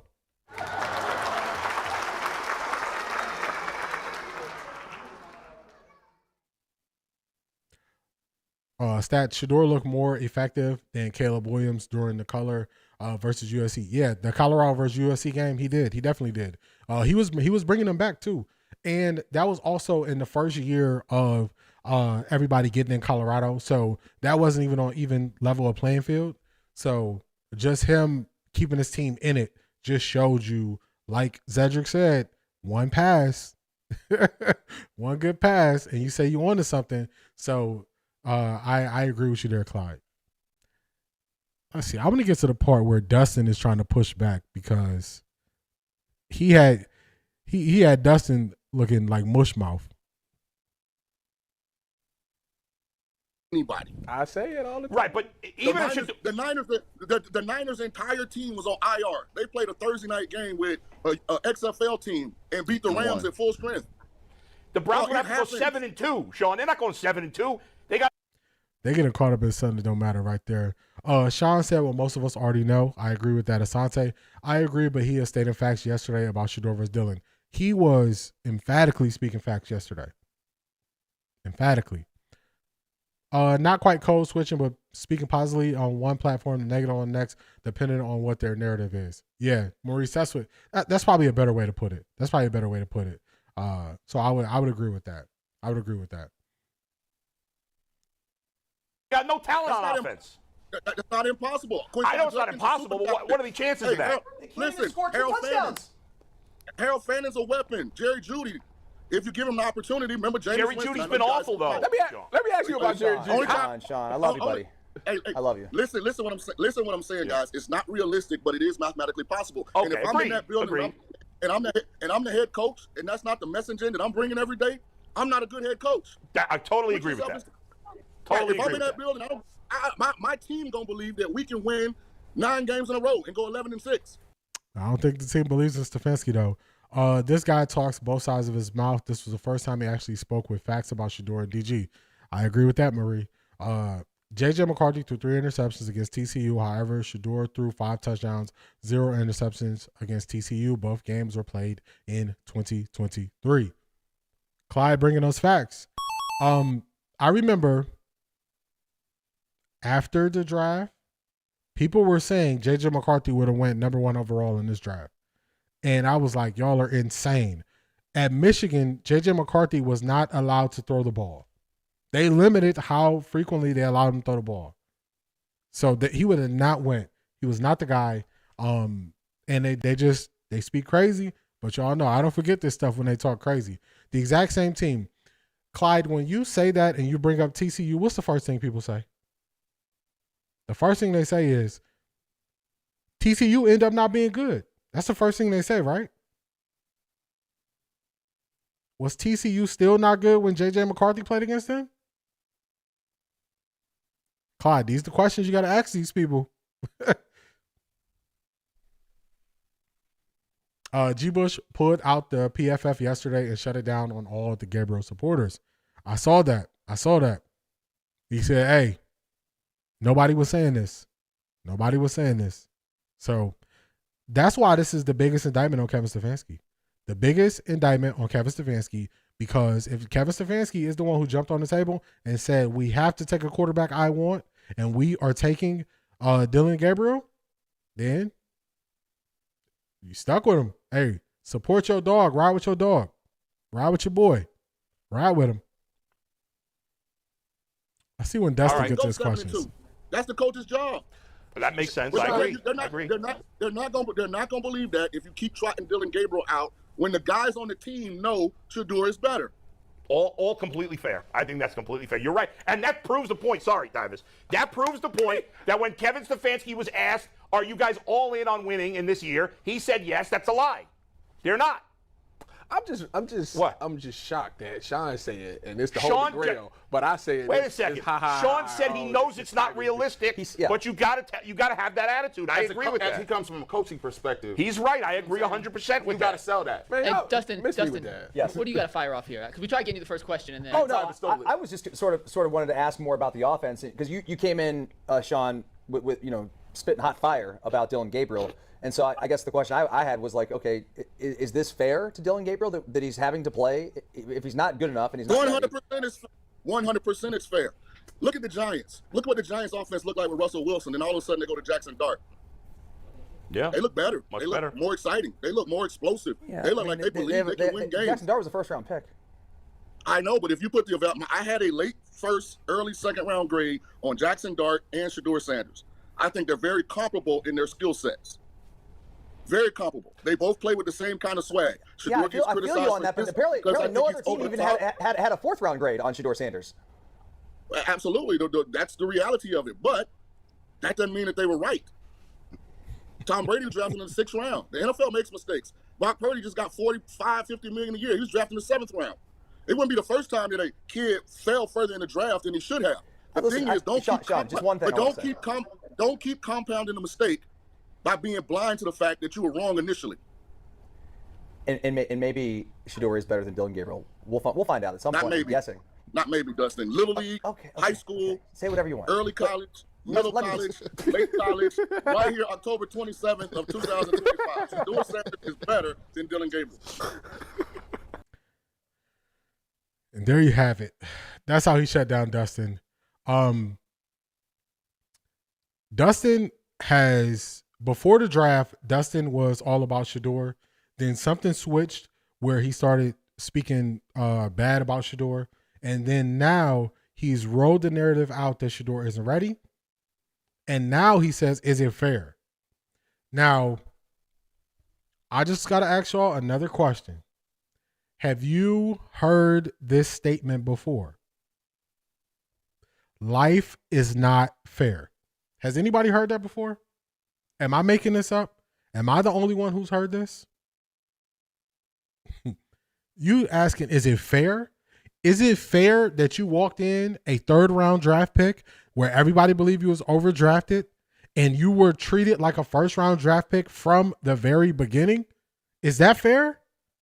Is it fair that even in your failures, when people perform better than you still kept that spot? Was that fair? Was it fair when he went out there against the Philadelphia Eagles and he threw the interception that was egregious? He had the fumble. He didn't get back on the play. Was that fair?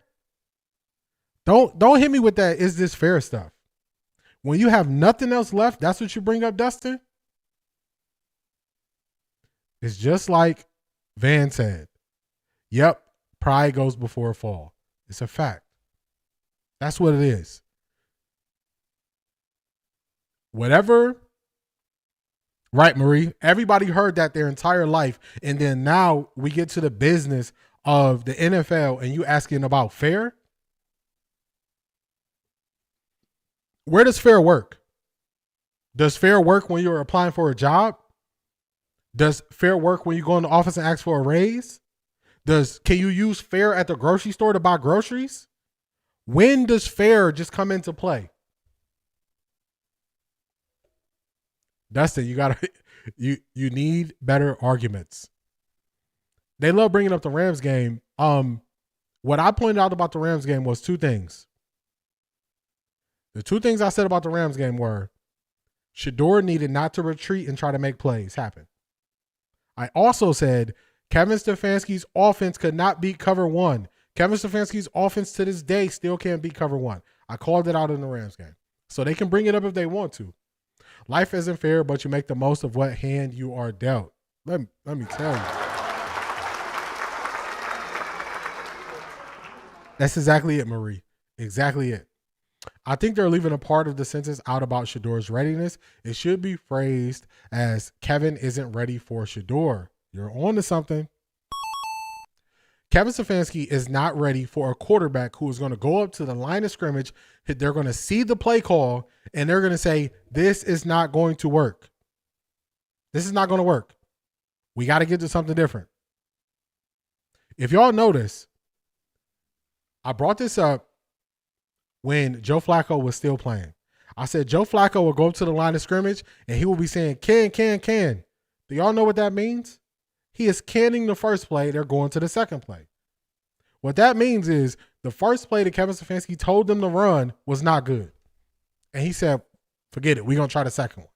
Because they called 2 plays. If you see man coverage, look at this. You see zone coverage, look at this. How come every time Joe Flacco was going up there, he had a play that wasn't designed to beat what the defense was doing? That's on your play caller. Karma, the plagues are affecting the computer. Plus, he subliminally spoke 2 jabs at Shedeur. I agree. The first one, I wasn't ready to jump out the window and say he was taking a shot at Shedeur. But when it got to that perfect time in line, you'll be waiting your whole life. I said, it's no way he's not speaking about Shedeur. And I can't give him no more passes. Receivers are only as good as their QB, but Cleveland will not admit that because that exposes their lack of ability to evaluate QBs. Come on, man. Come on, Maurice. Come on. That is it. Dustin doesn't like the culture that Shedeur represents. None of them do. Bill, Jay, Jason, Mary Kay, Aditi, but they will be forced once to. They will be forced. And you know what's funny about that? It's parts of the culture that Dustin like. Do y'all know Dustin is a sneakerhead and buy all these Jordans? It's parts of the culture that they want to use and enjoy. Something else. Fear comes in when you want to try to push an agenda. Totally agree. Kevin isn't ready to be a great coach. Get him out of there. Can Stefanski. That's a fact. He got to go. He got to go. That's why earlier in the show, before you got him and Marie, I was telling them, look, because there was certain questions coming up, and I'm like, look, I just got to let y'all know. I'm not the person that's saying keep Kevin Stefanski. I'm not the person that's saying keep Andrew Berry. I had to make that explicitly clear, because as you have new viewers, they just assume that, who you riding with. And it's like, I'm not riding for none of these people. You can get rid of all. I want you to get rid of all of them. So let's get to the film breakdown. Let me set this thing up. All of Shedeur's starting receivers from Colorado are currently playing in the NFL. That's great QB play. That's a fact. Let me change this. Let's move this around. I need you to be up here. All right. So one thing I got to do a little bit differently is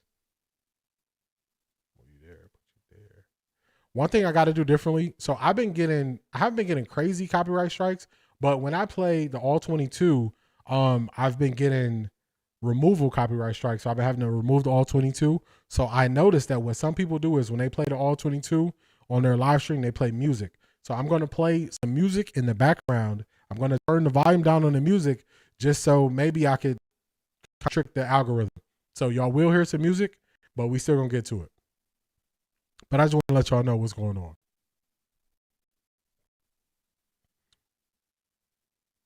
That might be why Barry is quiet, looking for a replacement. It's a fact. Getting an early jump on it. An early jump.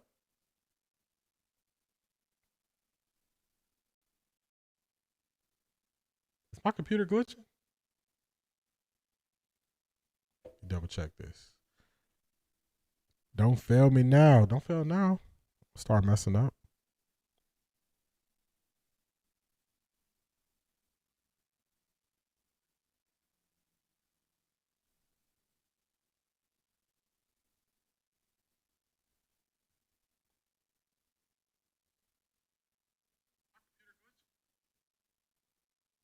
Yeah, I'm noticing the lag. Let me see if it's catching up now.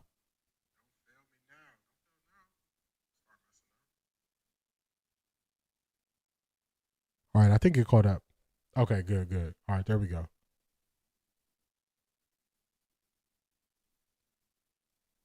All right, I think we should be good now. We should be good. Let's load this up.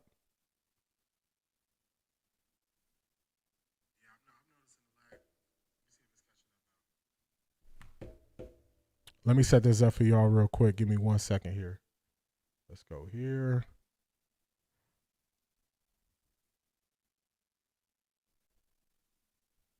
I'm really surprised Haslam has kept Kevin Stefanski this long because many sponsors have bombarded Haslam phone complaining they are losing money behind Kevin Stefanski's shenanigans.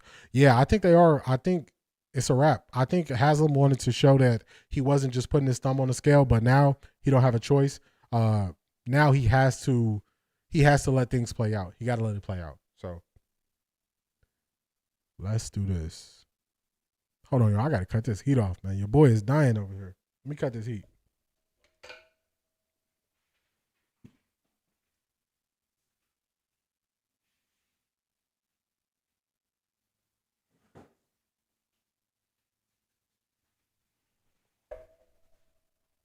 I turn that heat on in the morning. Man, it's a wrap ski. It ain't hot no more. All right, let's do this.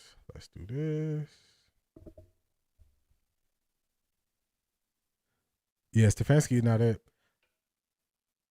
I still feel like 12 will play the Jets game or after. They're trying to buy him. They're trying to buy DG some more time. Kevin Stefanski is, but I don't think it's going to work. He's trying to find him a soft landing spot, and it's not working. Let's get these playlists going. And I'm going to adjust the sound so it's not coming through too loud, y'all. But I'm just trying to figure out ways to not get hit with this copyright.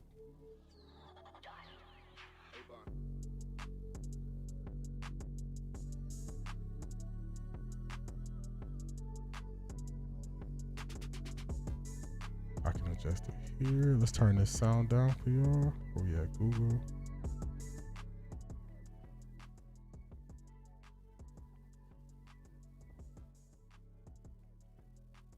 All right, the sound shouldn't be too loud in the background. Let me get to my list of plays. What's my list of plays?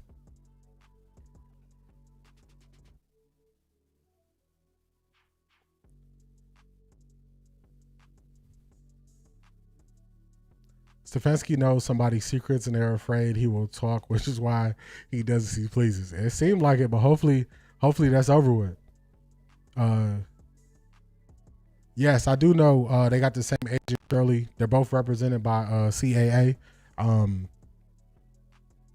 I think that plays a part into how they ended up here together. 491. Let's go. Let's go. 9 away. Let's go. Let's get to that 500. Do the Jets have a good defense? Everybody has a good defense against the Browns offense. I'm going to do more work. I'm going to do more work on them. On the Jets this upcoming week. All right. Let's get to the first play I want to get to. First play we're going to start off is Marie brought this up and I thought it was kind of funny. Jamari Thrash not realizing that he had the ball.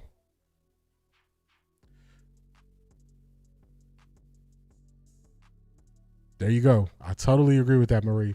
The most egregious move was Kevin Stefanski overrating Dillon and the media blaming Shedeur fans for calling it out and trying to call us a cult. That's a fact. I agree with that. All right, let's go here. It should be 2 catches. Let me adjust this. Should be 2 catches from Jamari Thrash. Not when he's on the field. Apply the filters.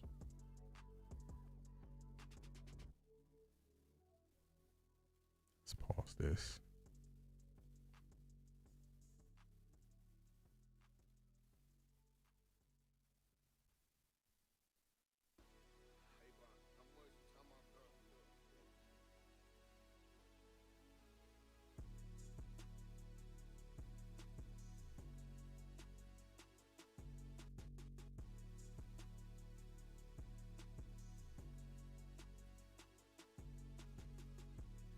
Let me add this.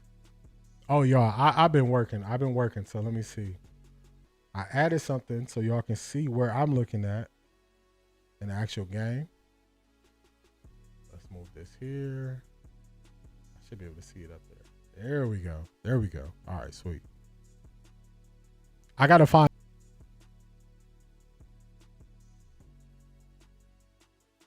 Okay, I believe this is going to be the play. This is going to be the play right here that you were talking about. Let me see some comments. I'm very glad I tuned into your show. Your great assertions about the GM made me rethink my thoughts about him, too. I'm a Harvard alum. Shout out to you, Clyde. I appreciate that.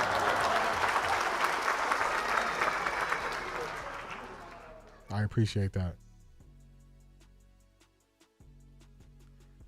This is the one that Marie was like, Jamari Thrash didn't even recognize he had the ball. He's like, oh, I caught it. Watch this. Here we go. Jamari Thrash coming across the screen. He was on to something. You see Bucky calling out lineman for lying about the Shrine Bowl. Bucky not going to let you get too far. He likes Solange. That is a fact. I did see that. I saw people pull the receipts right away and say, no, this is what happened. They are scratching and clawing trying to find ways that they can defend certain things because it's indefensible. Thrash play. Now let's get to Dillon Gabriel. We're going to look at Dillon Gabriel's sack and his intentional grounding. We're going to look at all those plays. Let's get to it. I just got to switch this over. We're going to get to Dillon Gabriel. A lot of people were saying the last couple of weeks, oh, it's the offensive line. This is the issue. It's not true. Who was talking about the offensive line this week? Did y'all hear anybody saying the offensive line so bad this week? Or did they just, this is his sack right here. Now, for the most part, they were not trying to confuse Dillon Gabriel in this game. They were not trying to confuse him. They were showing him exactly what he was going to get. They were showing him like, look, we're going to line this thing straight up. We're going to show you zone and give you zone. We're going to show you man and give you man. So they made it easy on them. We're going to pause it right after the snap to see if they're in zone or man. Okay, they're in zone. The way you know what zone is, everybody is looking towards the quarterback. Dillon Gabriel is looking. He's going to have 2 outlets here. He has built-in outlets. His first built-in outlet, let me get to it. His first built-in outlet is right here. Kind of funky drawing on this thing. His second built-in outlet is right here. These are his 2 outlets. He has the running back towards the bottom of the screen near the 30. He has 84. He has, 44, Harold Fanning going across the middle. Those are his 2 outlets on this play. Let's see if he gets to his outlets. Let's play it. He gets to neither. He just starts bagging up, shuffling his feet. We're going to see this from the other view. It's going to be more evident of what he does. Now, this is what I want to say. Quincy and Daniel O were both talking about how bad the offense was/is. I think it's game to game. Game to game is usually something different that happens. It's not all just one. It's not all just one thing you can blame every time. That grounded looked like he expected Sampson to be there, but he was in max protection. We're going to get to it. We're going to get to the grounding. He actually had an outlet to just sneak out and run. It's a couple things that happened bad on that play. The scheme is not the best. We already know that. It's going to be other people that's going to say that every week. They're going to talk about the scheme. The scheme is not the best. We know that already. You got to figure out a way. The offensive line is not the best. You have to do things to help and protect him. They are doing that. As you see, he wasn't faced with all this pressure in this game. Still a very bad game from him. He has to make the plays when they are there, and that is what he's not doing. That's what he's not doing. So watch what they do to help him here. They got 4. Okay, let's pause it. They got 4 guys. So you see, it's a hat on each hat. So you see here, guy on guy. We got 3 guys on him. And we got 1 guy here. And then when he comes forward, we have Conklin's going to get him. So this is not a situation where this was the offensive line's issue. This is where Dillon Gabriel is missing plays that are there to be had in front of him.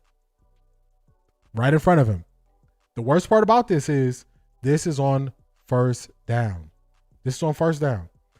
Dillon Gabriel's mistakes, the timing of his mistakes are very bad because most of his mistakes are, not most, a lot of his mistakes are happening on first down. The worst time you set yourself behind the sticks and you don't move forward. You don't move forward, you can't do nothing with that. Let's clear this off the screen and let's let it play. We already know that this is a zone. Everybody's dropped back. So on first down, you take what the defense gives you because you have more downs to get to 10 yards for a first down. Now the narrative is the whole offense is terrible. They just keep switching it up. Every week they're blaming somebody different. They don't want to blame Dillon for the stuff he's not doing. Dillon footwork is terrible. When they say, "Oh, you can't determine if the DG is good or not," look at his footwork. He's going to be dancing. He's going to be bouncing. He's doing hop steps. His feet are not set. You can grade him on how his footwork is. Footwork is extremely important. Let's go. He dropped back. Look, he's bouncing. Let me rewind this for y'all to show y'all. He bouncing on his feet. I don't know why he's doing this bounce thing. He's going to take his drop. He's going to have outlets where he can throw the ball, and he is going to be bouncing. That is a bad trait for a quarterback because when you're bouncing like that, you can't throw. That's bad. Let's watch it. Drop back. Drop back. At this point, he's supposed to make a decision. Where am I going with the ball? Remember, this is zone coverage. They're playing back. It's more than 5 yards. Let's show you here. Between this player and the closest defender, 5 yards. We see nobody over here with Jerome Ford. He has 2 places he can go with the ball. He chooses neither. And this is at the point he's supposed to make his first decision. His first decision happens now. He's not making the decisions. Happy feet. He got him. Instead of him making the decision, he is back there.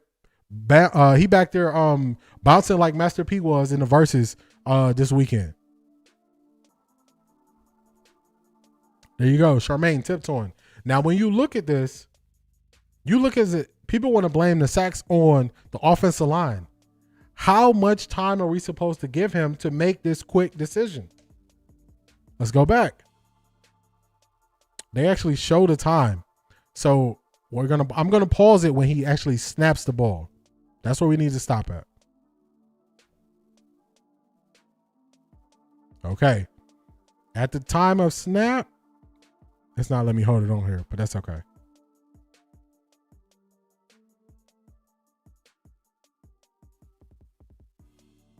He snaps the ball. He's not making a decision.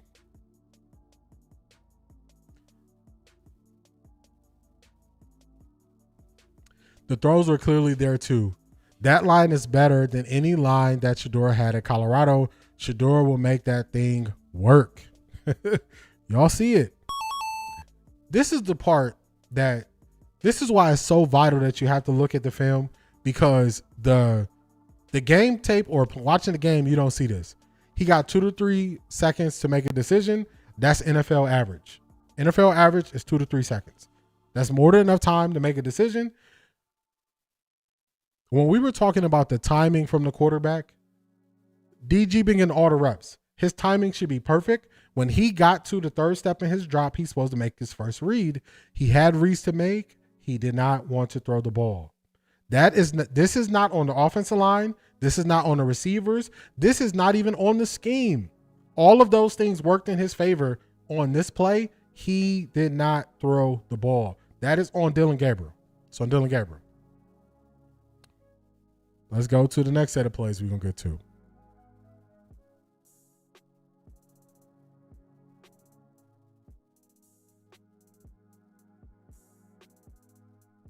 I want to find this safety. Leading tie, trailing. They're trailing most of the time. Sack tackle.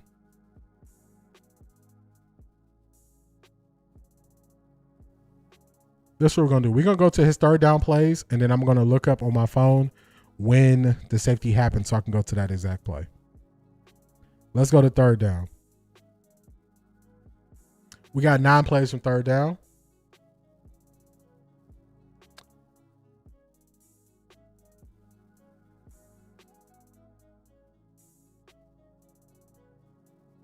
Clyde, there you go. You retaught my mind about the abstract. Why? Earlier you mentioned Kevin visited Oregon twice. Dan Lanning is his friend. You cited several scenarios of the GM clearly embraces Shedeur. It's right there. Ivy League degree in communication, but can't communicate very well or say words that mean nothing. Dillon wants the separation he got with the roster stack talent. I don't know why they're saying he's mobile. Yeah, he's not mobile. They're giving him lanes. He's just bad with his timing. There you go. The stuff is right there. Now, am I saying this is the best offense? No, I'm not saying that. But to say, just to write it off and say no quarterback can do better, that's false. And to just write all of this off and say the opportunity is not there, that's also false. This is the first third down.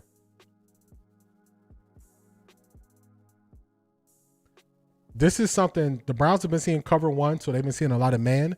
They finally got to a man beater play for cover one. I've been calling this the whole year. They finally got to it.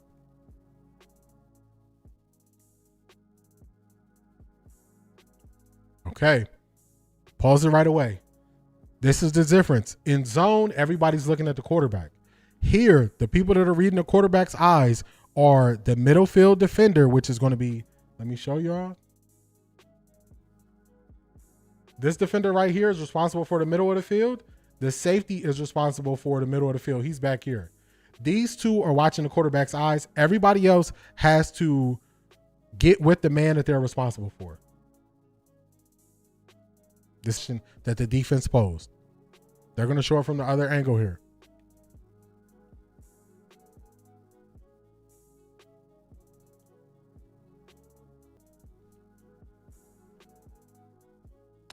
they were staring at his eyes all game. Totally agree.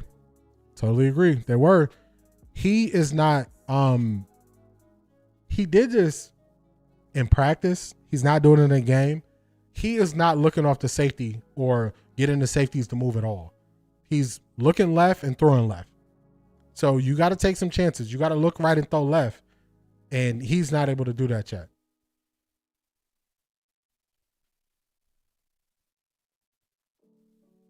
All right, let's look here. We have how many defenders we have dropping back? That's 5 dropping back. Looks like they're ascending 6. 1, 2, 3, 4, 5, 6. They're ascending 6. Yes. Let's see what he does.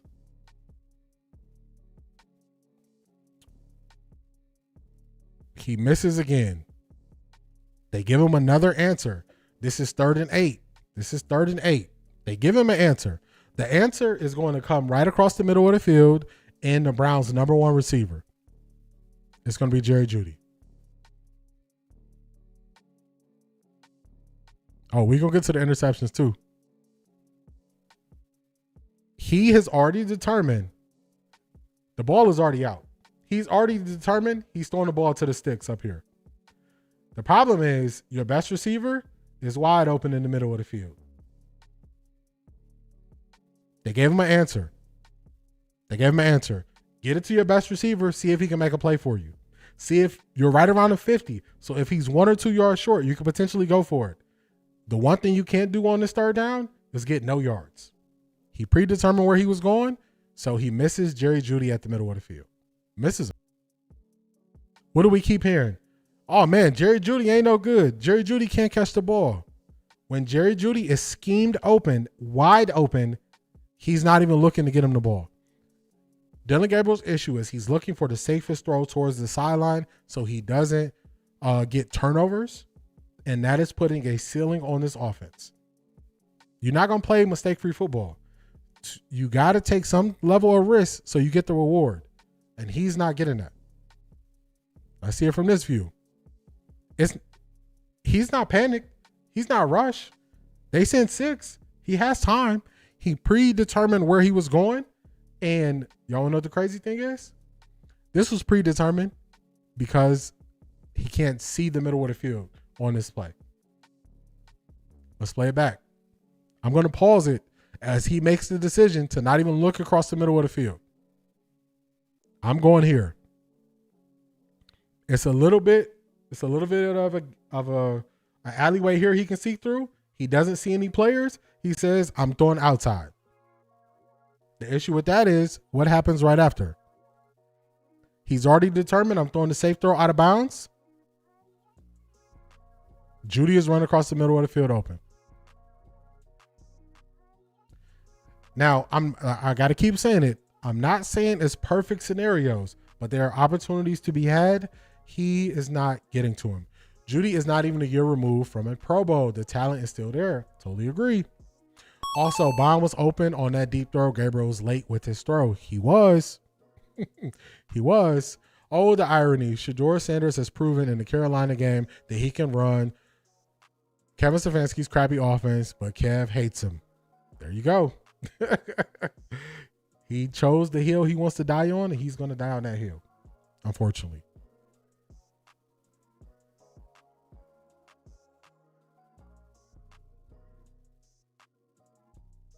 Okay, this is the play you just mentioned, Maurice. My concern is Stefanski plans to continue playing Dillon until he sees the passing lane calm down and let the plays develop so he can make a case for why Shedeur doesn't need to play. I agree with your assessment. I think that's what he's trying to do. Let the Browns go out here and lose to the Jets after coming off a bye week. The owner's going to say, Shedeur is your starting quarterback if they lose to the Jets, who are also in turmoil. And Kevin Stefanski at that moment will most likely give up play calling to Tommy Rees. Kevin Stefanski did this exact same thing last year. He gave up play calling. The Browns offense got better. At the time, the Browns were 1-6. This year, they might be 1-7 or 2-7, and he might give up the play calling. I think when Shedeur gets to play, Kevin Stefanski is going to wash his hands of the offense and give it to Tommy Rees.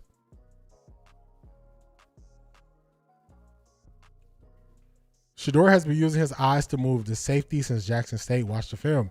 Oh, I know that. I know that. A Jets L will get Kevin fired.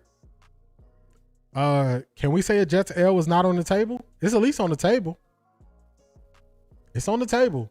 You have a team who is playing for the team. They're playing for Justin Fields. They want to show Justin Fields that the owner's trash, but we believe in you. They went out and won the game versus Cincinnati Bengals. They did what it took to win the game. And they're on a bye week as well. They got time to prepare. They got time to get guys healthy. With this Browns team, a L is on the table every week. It's there every week. I'm not picking the Browns to just go beat anybody with what's happening on offense. I can't do it.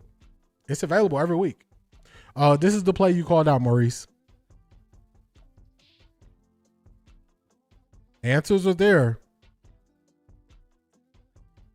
Bust in the coverage. Bust in the coverage. Somebody's wide open right here. Nobody's running with them. That's Isaiah Bond. Nobody's there. Nobody's running with him. Let's see what happens. This is a layup touchdown. Dillon Gabriel. Remember I showed you all his footwork earlier? His footwork on this was nasty work. I'm just going to let y'all know.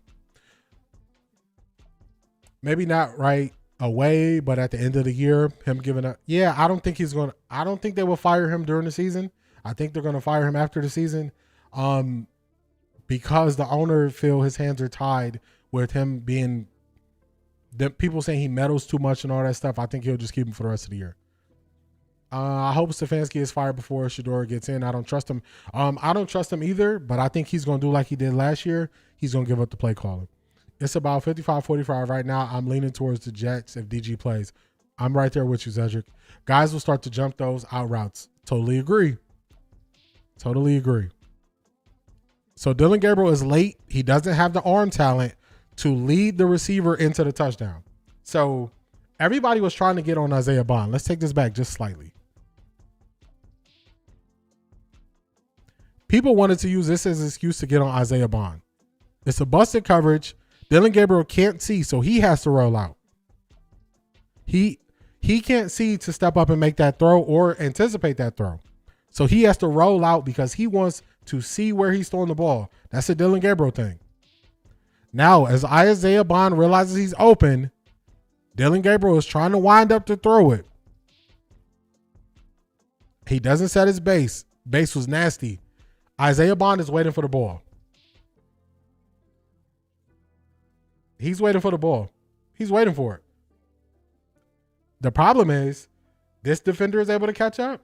Even when the ball gets there, this defender comes all the way across the field. That's how long it takes the ball to get there. That long.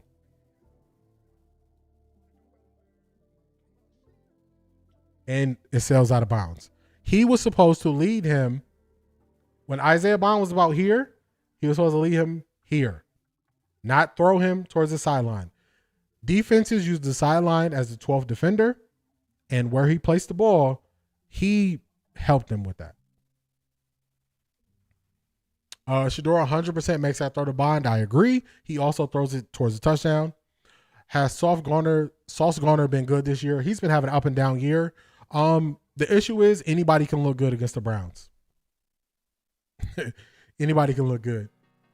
Or even if Sauce Gardner doesn't have the best, even if he doesn't have the best day, the Browns offense and their inability to push the ball downfield is going to make them look better. Throw it towards the end zone. It's a TD. He threw him out of bounds. That's a fact. He threw him out of bounds. That's on the quarterback. Now everybody says, man, you can't, what's going on, big dog? You can't grade Dillon Gabriel off of this. You can always grade a quarterback's mechanics and decision making. No, don't let anybody tell you can't. Okay. He couldn't make the throw initially. He couldn't anticipate that. So he's bailing on the pocket. He's bailing. He has to see it. All right, let me see it. Okay. There he goes. He bouncing again, y'all. He's bouncing again. He keeps bouncing before he has to make a deep throw. Just look at these feet. Bouncing. He did a little hop step before he threw it. It might not seem like much, but him doing that hop step because he wasn't sure if he wanted to throw it, that slowed down his ability. That slowed down his ability to make the throw. I hope y'all see this hop step he doing. Watch at the top of the drop. I'm going to try to pause it as close as I can. Right here. Throw the ball. Load up. Throw the ball. Throw the ball. Throw the ball. What does he do? That's on him. That's on the quarterback.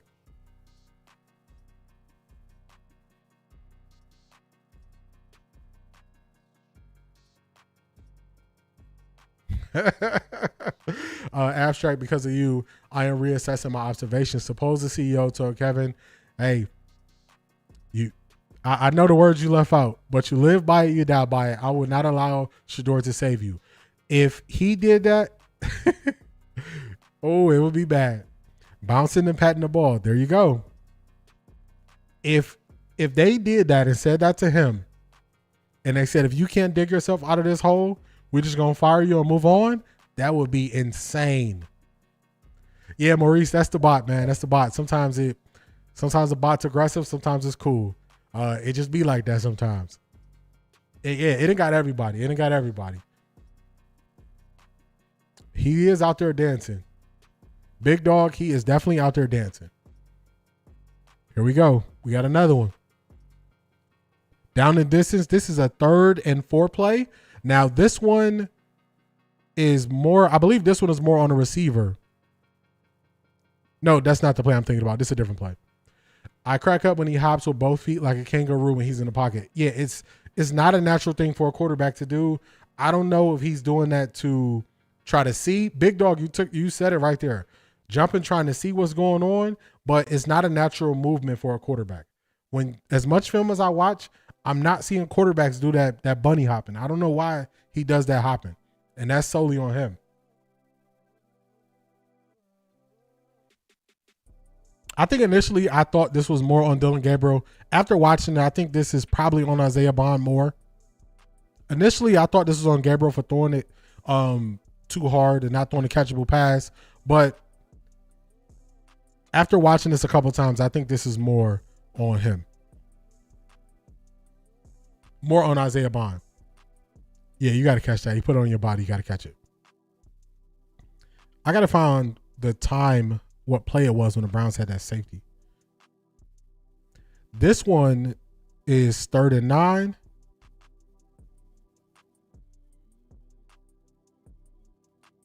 All right, what we got? We got zone coverage. Everybody has their responsibilities. Dillon Gabriel has a clean pocket to work from. What does he do? Doesn't feel comfortable. Throws it late. I believe he has Jerry Jeudy wide open on this play. Let's rewind it back. Now, y'all are watching this with me. And the reason why I go to 3rd down is because drives live on or drives die on 3rd down. So I always go to 3rd down because it gives you a really good summary of the game. And are y'all noticing? It ain't like this offensive line is just getting beat and people are in his face. On certain instances like here, he runs towards the defenders, which don't make sense. Then he tries to bail out.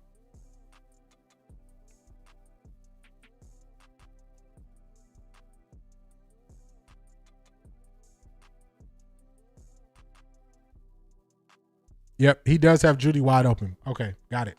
He's not releasing the ball. Let me show y'all where he's at. Jeudy is wide open. His defender has failed. His defender is on the ground. Jeudy might not recognize his defender is on the ground. That is on the quarterback, who right now he seems to be looking directly at Jerry Jeudy. He seems to be looking right at him. He's looking right at him. You see it. It's easy. Nobody is blocking his line of sight. He should see the defender on the ground, and he's not making the throw. So Jeudy is thinking, maybe he's close to me. Let me try to fake him out. Because he doesn't throw the ball. He's like, man, maybe he's closer to me than I think. Let me fake him out. So look what Judy does. Tries to create space, roll to the sideline, defender gets up, that's when he throws it.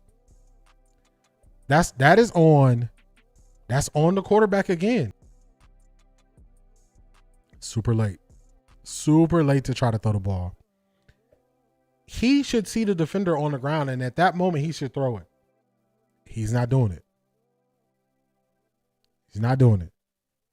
Let me look up the timestamp for when this happened. Let's see.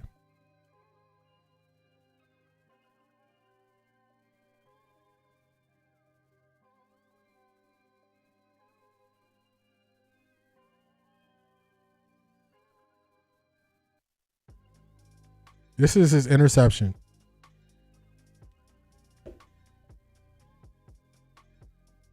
So here, let me read y'all comments before we hit that interception. Already know what 12 is going to do. He's going to get his chance. He'll probably play well. Then he'll request a trade. Don't nobody wants to be on the Browns team after the disrespect. I can understand where you're coming from. What I think happens is you gain full control. They got to trust you. You run the show. If you prove, and they're going to have to bring somebody in to work with Shedeur, that Shedeur likes, that he wants. They're going to have to hand the keys to Shedeur. In the NFL, when you find your quarterback, you hand them the keys. That's what's going to happen. When you roll out, the coverage rolls with you. Now it's more difficult to make the pass. That's a fact. This happens a lot. I don't think Dillon trusts himself to make these throws. He doesn't. He doesn't trust himself. Why is he throwing so late? Is it because he doesn't want any turnovers, or is he not processing the plays fast enough? Shanithia, it's a combination of both. It's a combination of both. He's not trusting his arm can get it there. And also he's not seeing it as soon as he should. So when a quarterback drops back, if it's a three-step drop at the third step, you make your first read. 5-step drop at 5 steps, you make your read. 7-step drop was usually on play action, you make your first read. When he is getting to the point of his drop where he's supposed to make the read, for whatever reason, he's not making a read at that moment. He needs a couple hops and 2 more steps. So on a 3-step drop, he needs 2 bunny hops and 3 more steps to make the read. On a 5-step drop, he needs 2 bunny hops and 2 more steps to make the read.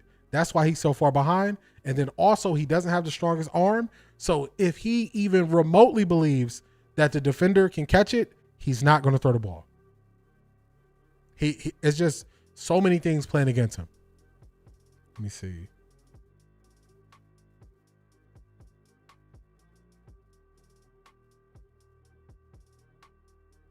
I'm trying to find the time so I can find the actual play. So they're saying it happened. The Patriots were leading 30-7. Okay. He's 2 and 3 seconds behind. Yes, he is a whole quarterback making a play behind the play when it happens. Let's look at this. Big dog. That's it. I don't know no other way to describe it. I don't know no other way to describe it. He bunny hopping. I don't know what it is. Now, I saw somebody who works for the Browns.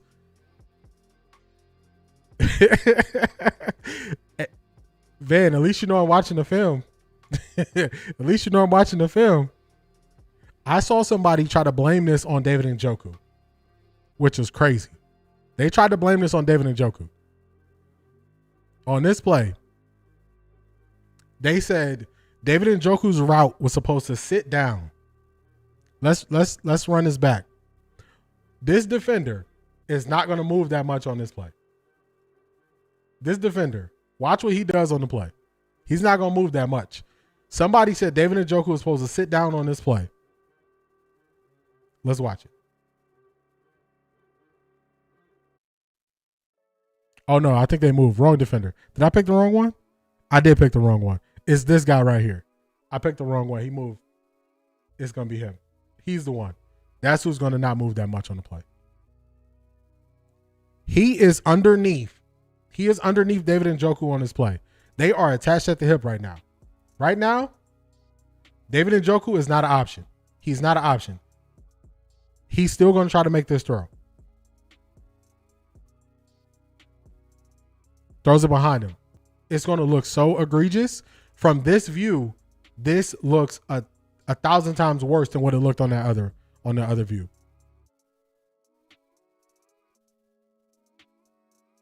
Okay. Let me roll this up so y'all can see it. I want y'all to see what he's doing. He's ready to throw the ball. Look how close. Look at their helmets. Right here. Look how close they are. Look at this. Why are you throwing there? They're too close. Now, the issue is where he's going to throw the ball. Look where he throws the ball. If he had an opportunity to make this play, I'm going to move it back. Let's move it back a little bit. He has to lead him right here. So, Dillon, you can see. He can see right now the pocket's not muddied up. Dillon Gabriel is going to throw the ball here. This is where he's going to throw the ball. This is where the ball ends up. It gets intercepted. Dillon Gabriel, you need to throw this ball here. This is where the ball needs to go. That's not where the ball goes. Let's watch the play. Throw it behind him. How did you get the ball behind him, my guy? Why is the ball behind him? This is him looking. He is watching this down. He is watching. He sees what's happening. He sees how close they are. You always have to lead this receiver. You lead this receiver forward. This play was so bad. David Njoku didn't even have a chance to tackle the guy. That's how bad the throw was. They were so close, but he threw it against David Njoku's momentum. David Njoku didn't even have a chance to tackle him. I told you 2 interception versus my Patriots. Hey, you called it. BF. When you right, you right. And over here, when you right, we're going to let you know you was right. Bet he has a pale dude who said that. It wasn't. Gerard Cherry actually said it. Gerard Cherry used to be in the NFL. He made an excuse, and I was like, there's no way you can say that. Panic mode. Dillon threw the ball out of bounds while he was in the end zone. Replayed the errant pass. Dillon had 2 open receivers at the 10-yard line. Oh, we're going to get to it. It wasn't showing up here, so I had to manually find the time of when he did it, but we're going to get to it.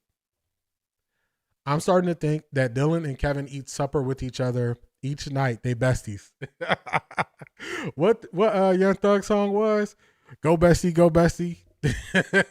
That's my best friend, my best friend. Hey, ride with your guy. Ride with him. Clyde, you can't pass to somebody, though you can't see his vision ain't there. He's not seeing it. He's not thinking plain and simple. He throws the ball and hopes his guy will pull a rabbit out of a hat and catch the ball. I don't see him as a backup. He is going to be a person that gets other guys ready. I don't see him really playing like that because this is very bad. This is very bad. And as much as I don't like Kevin Stefanski, I can't say Kevin Stefanski is giving him 0 answers.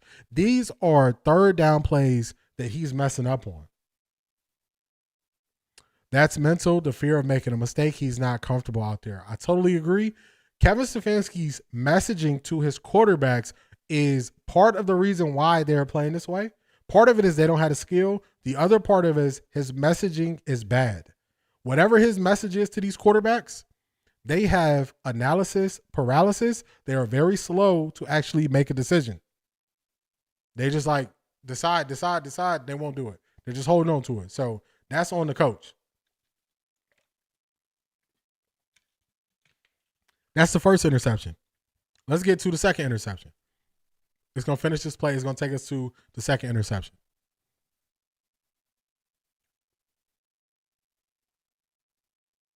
Second interception.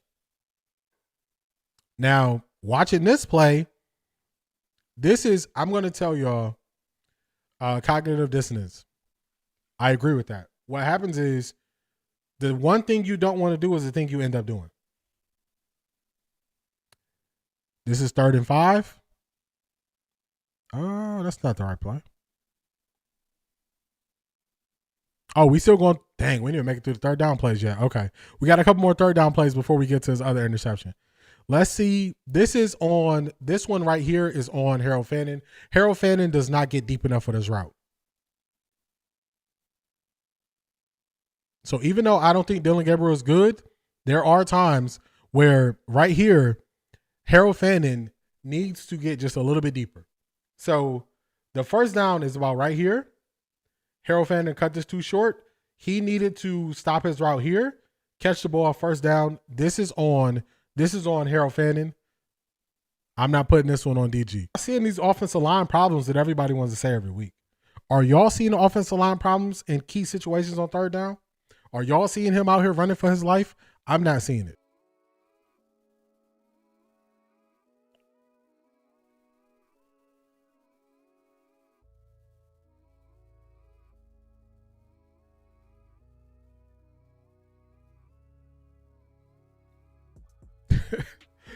I just noticed something I didn't notice when I watched this before. The offensive line is just standing there looking like, what is he doing? I want y'all to peep this on this play. Let's look at the play. I think they're just going to drop back. Yeah, they just drop back. That's just a straight up cover 2. That's a cover 2 they're running. He's not seeing it. He actually misses something. We're going to see this on the other view. The other view, we're really going to see where he misses. He is going to miss. He has Harold Fannin right here. He's going to miss Harold Fannin right here. He's rolling that way. He's not going to make the throw. But something I see funny, I'm going to try to pause it when the offensive line is like, what are you doing? Offensive line is just looking. Look at the offensive line, y'all. Look at the offensive line. Look at all of them right here. They like, what this dude doing? They just looking at him. Bro, where you going? Why are you running? What's happening here? He going to force it to nobody. That's a throw he shouldn't be making, but that's okay. Let's look at this angle, and we're going to see Harold Fannin flash as he's rolling. Harold Fannin does a great job of turning this into something. Look at this. Watch this. Hey, I'm here. I'm here. I'm here. You can throw me the ball if you like. Harold Fannin does a great escape drill. Look at all this space. Look at this. Look at this space. He predetermined he was throwing it to Judy. He said, I don't care about this right here and all this space. Nobody being able to get to it. I can throw my guy low. This could be a touchdown. He's missing. When the opportunity's there, he's still missing it, y'all. He's still missing it. So that play broke down. According to Aditi, that would be street ball. That street ball he's playing right there, y'all. He playing some street ball. He had an opportunity. He missed it. Y'all see how much basic zone they running? They're not even this basic zone. They just drop back watching the quarterback. He has a clean enough pocket to make a decision. He just throws it behind him off target. Off target. He wasn't sped up. He wasn't rushed or anything. This is where when they talk about the accuracy stuff, I'm like, the accuracy is not there. Big dog, it's a Ninja Turtle hand. Just behind him. Just behind him. Tim, poor choice. It was a poor choice on that touchdown play. We saw Shedeur make the touchdown throw in the Panthers preseason game. That is a fact. That is a fact. It was a poor choice from him.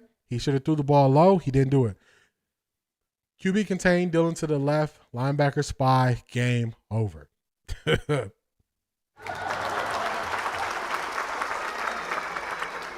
That's a fact, BF. The tape is out there. He doesn't want to roll right. So that means you force everything.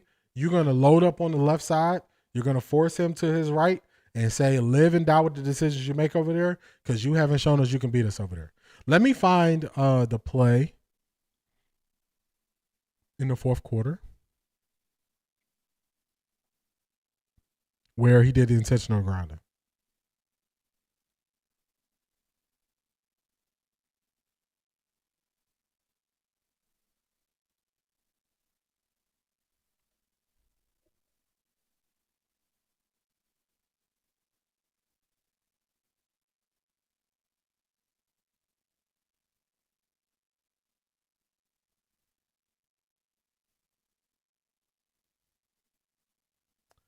All right, so I found it. This is 2nd and 9. So now this is where I got to get on Kevin Stefanski. Got to get on Kevin Stefanski for this. Let me hit some of the chats. Shedeur is licking his chops to have that O-line pause. That's a fact. That's a fact. The easiest thing to do is to just say the opportunities aren't there. Y'all are seeing it. I'm showing y'all this. When Harold Fannin didn't get deep enough on his route, I called out Harold Fannin, said it wasn't on Dillon Gabriel. But when it's on Dillon Gabriel, I'm going to say it. When it's on Kevin Stefanski, I'm going to say it. I'm not going to just make excuses for who is messing up in these situations. So we got to call out what it is. Dillon isn't throwing the open pass lanes and windows. He's seeing ghosts on the field. He's playing scared. He is playing super scared. Yeah, the bot is on something. My bad, BF from Ohio. My bad. With the way Dillon has been playing, he going to eat angels in the outfield. He going to need angels in the outfield to help him win another game. That's a fact. He needs a whole bunch of help. He needs y'all remember that Marlon Wayans movie where he was playing basketball and the person who passed away came back and was helping him win? He definitely needs that. On the ground and play, he was playing hot potato. He just threw it away. Gage was wide open on this play. This is the computer with the wrong memory chip. It needs to be updated. Data Cleveland wins, yet the conversation daily is only about Shedeur. That's what they say. Yeah, the bot don't be playing, man. The bot don't be playing. I got him to ease up. I'm going to have to look at him again after this week and, tone some things or change some things for him. 6 man. That's it. Big dog, 6 man. That's a fact. That's a fact. 6 man. He need that help. He needs the help. He need the help. Somebody got to help my man out. He ain't getting it. Let's go. For this play right here, let's look at the defense they're playing. Let's get ready. We have one true receiver on the play, it looks like. Here. It looks like they're running zone coverage. To me, how many they're sending. I don't know why he is. The design of this play was bad. You're at the 2-yard line. You have a short quarterback. If they collapse the pocket, he's not going to be able to see. You run a play action. If you're going to throw the ball, just decide to just line him up and throw the ball. Don't run the play action. The play action is if he is already processing slow, you are slowing him down more. D, will you take this weekend off or will you pick again to watch live? I'm going to take this weekend off. I'm going to enjoy the Sunday. Dillon is seeing the Monstars of Space Jam. That's a fact. So far, not seeing anyone playing any complicated defenses. He just isn't making reads. That's a fact. I called this in Minnesota. I said they are not disguising. They were disguising defenses with Joe Flacco. They're not even disguising defenses with Dillon Gabriel. That's the little amount of respect that they have for his ability. They're not disguising it. They're showing zone, man. They're not disguising it, which is what makes it even worse. Shedeur made this throw to Gage on the Panthers game and was successful. That's a fact. All right. Let's look at what he does. How many did they send? They sent 1, 2, 3, 4, 5, 6. They sent 6. They dropped 5. We only have what looks to be 3 guys in the route. Not a lot of choices. Dillon Gabriel just said, "I'm gonna throw it here." So Kevin Stefanski, I don't like the decision to do play action here. It made no sense to me. I don't like that decision. But after you make the decision, you got to do something with it. He is going to get an opportunity to escape the pocket. We told he was athletic. I have not seen this athletic ability show up on tape, but people told me he's athletic. Right here, you don't like what you see. What do? You bail out. You don't like what you see right here. You're looking, I don't see nothing. We got a lane right here.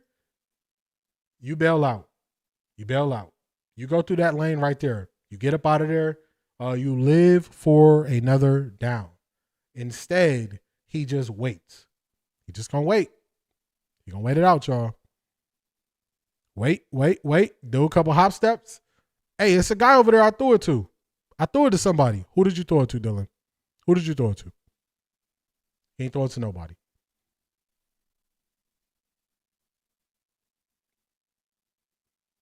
Top of the drop. This is when you make the decision. He made that first decision. He didn't see anything. So right now he processed it. I didn't see anything. Run.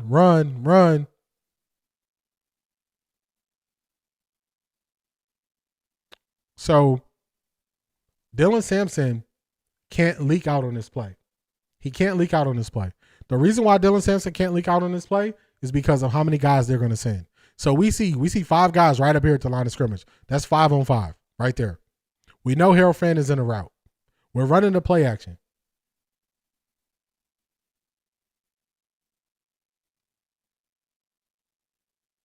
They bring another guy. So soon at the snap, look at how many guys are within 5 yards of the line of scrimmage.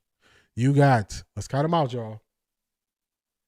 Got a guy here. That's 1, 2, 3, 4, 5, 6 guys right at the line of scrimmage.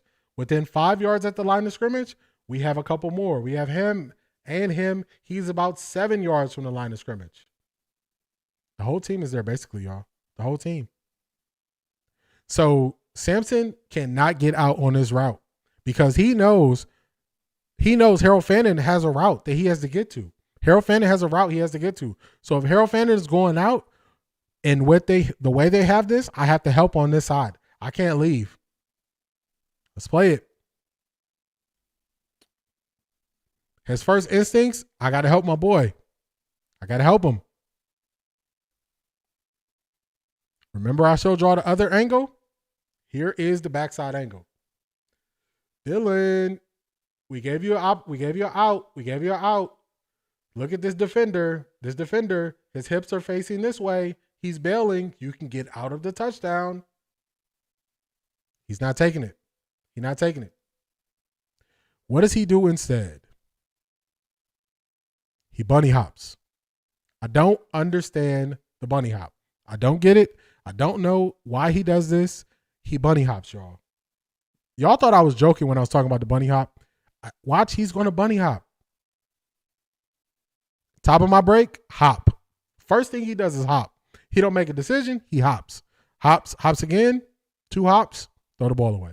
Throw it to nobody. That's what he's doing, man. The film is the film. The film is the film. That's it. I can't defend this. I can't do nothing with this. I don't think Kevin Stefanski is the best, but it's opportunities there. If people say it's no opportunities there, they're just not being honest. Opportunities are there. We just broke it down. We broke down the other interception was so egregious we didn't even have to break it down. He predetermined that decision. He just threw the interception. We saw the sack he took. We saw the intentional grounding he took. We saw the third downs. It's just he is not getting it done. So anybody who wants to defend him and say he should still play, it's not fair to Dillon. He just not making it happen, y'all. He not making it happen. There's nothing we can do to, make Dillon play better. He just not playing good, y'all. Let me hit up some of y'all comments before we get up out of here.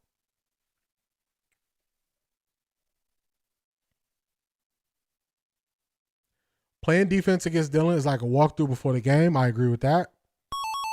That was Orlowski level trash. Also agree with that. The Browns are going to cut Brucey after the season. I don't know if he's going to get cut, but he's going to get buried on the depth chart. DG is not athletic. I agree with that. Him and Dan Orlowski, worst QB Hall of Fame. Definitely neck and neck. That man was scared in the end zone. That's why. That's a fact. He didn't know what to do. He panicked. That was a panic. Dear Kevin, my name is Jeff Fisher. Vincent Young saved my job. We were on 8 with Kerry Collins. The owner told me to play Vince Young. We won 8 in a row. Clyde, you wanted something. He was scared to give up the safety, but gave it up anyway. That's a fact.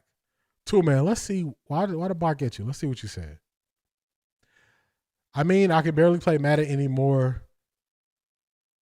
I can still see he's not throwing to open man. That is a fact. I don't know why the bot got you on that one. That's crazy. Mr. Accommodations, please. Second time in 2 games he was put in that position too. Zedric, I believe you were referring to him doing a play action from the goal line, which makes no sense to me. Dang, too, man, the bot was eating you up, wasn't it? Stefanski isn't looking at film. I don't know why the bot took that one. Or the bot tripping. The bot's tripping. My bad. Two, man, my bad. My bad about that. The bot tripping. There's no reason for the bot to be snatching these. If I'm on Dillon's team, he wouldn't get no grade, no towel, no high five, just silence, and have to stand by coach. Yeah, stand by coach, man. You ain't getting your dinner. You ain't getting your dinner on the flight home. Yes, Brucey. All right, the bot was just bullying too, man. What happened? Film is saying the Leprechaun needs to be playing for the WPFL, and the ladies will probably still intercept him. Man, oh man, it's not looking good. In high school on my team, QB played trash. Parents, students, coach, everyone cussed you out. That's a fact. On one hop this time. Cha-cha, real smooth now, y'all. Right foot, left stump.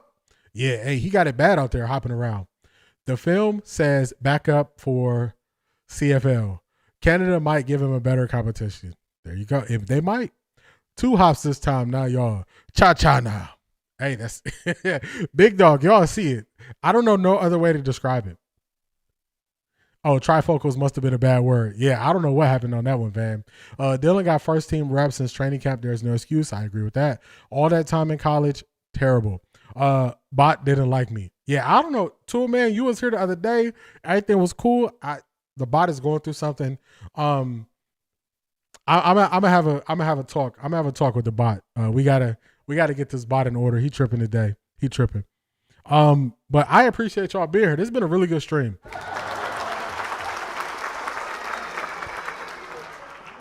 That bunny hop is a nervous reaction.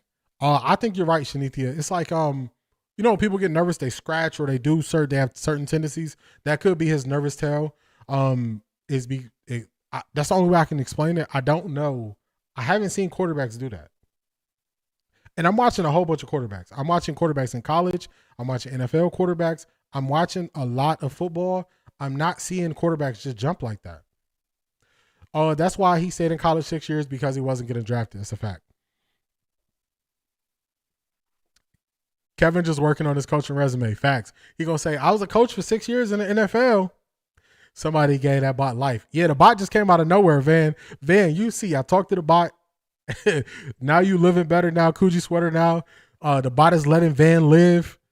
Now the bot is on one. Bot doesn't like me, but it's okay as long as I'm not banned from talking trash about DG. Oh yeah, no way. You're not gonna. Nah, two man, you good here. You good here. He could be trying to see the plane, boss. The plane. I better back to working. Great breakdown. Appreciate it. Hey, big dog, I appreciate that. If anybody blames the offensive line the rest of this week, you just got to dismiss what they say. If anybody blames the wide receivers, you got to dismiss what they say. If anybody is not blaming 90% to Dillon Gabriel, 10% for Kevin Stefanski, you just got to not listen to what they say. That's why we do the breakdown. I played the music this time, so hopefully I don't got to pull the stream or change anything, so the chat will still be there on the replay. But this shows you what's really happening, because people are running with different narratives. They are blaming this, and this, and they never rewatch the game. They never rewatch it. So we rewatch it. We break down the plays. I show y'all what it is, so y'all can see why I say the things I say. Y'all can see it. So I'm just giving y'all the answers to the test, so y'all can see what's going on, and y'all can just have y'all. I'm giving y'all a shield to defend against all the BS that they try to spew. Just letting y'all know. Shedeur gonna get his time. But it was a great stream. I appreciate y'all. A long stream, almost 3 hours. I appreciate y'all, man. It's a great feeling that y'all are willing to stay on the stream with me this long. Some people, they put out 10-minute videos, 20-minute videos. But I live streamed for 4 hours on Sunday. Y'all was riding with me, so I definitely appreciate it. Almost 2 hours and 50 minutes a day, y'all riding with me, so I greatly appreciate it. That y'all are just being here, kicking it with me, and we going through this thing together. So just definitely appreciate it. We will be back Friday, 10:30. Van asked the question earlier. Sunday, I'm taking Sunday off, but this Friday, 10:30, we back at it again. Monday, we're gonna be back at it again. So I appreciate y'all. Like, comment, subscribe. Shout out to everybody for being here. Shout out to Charmaine for sponsoring the show. I will see y'all on Friday. It's been real. Peace, y'all.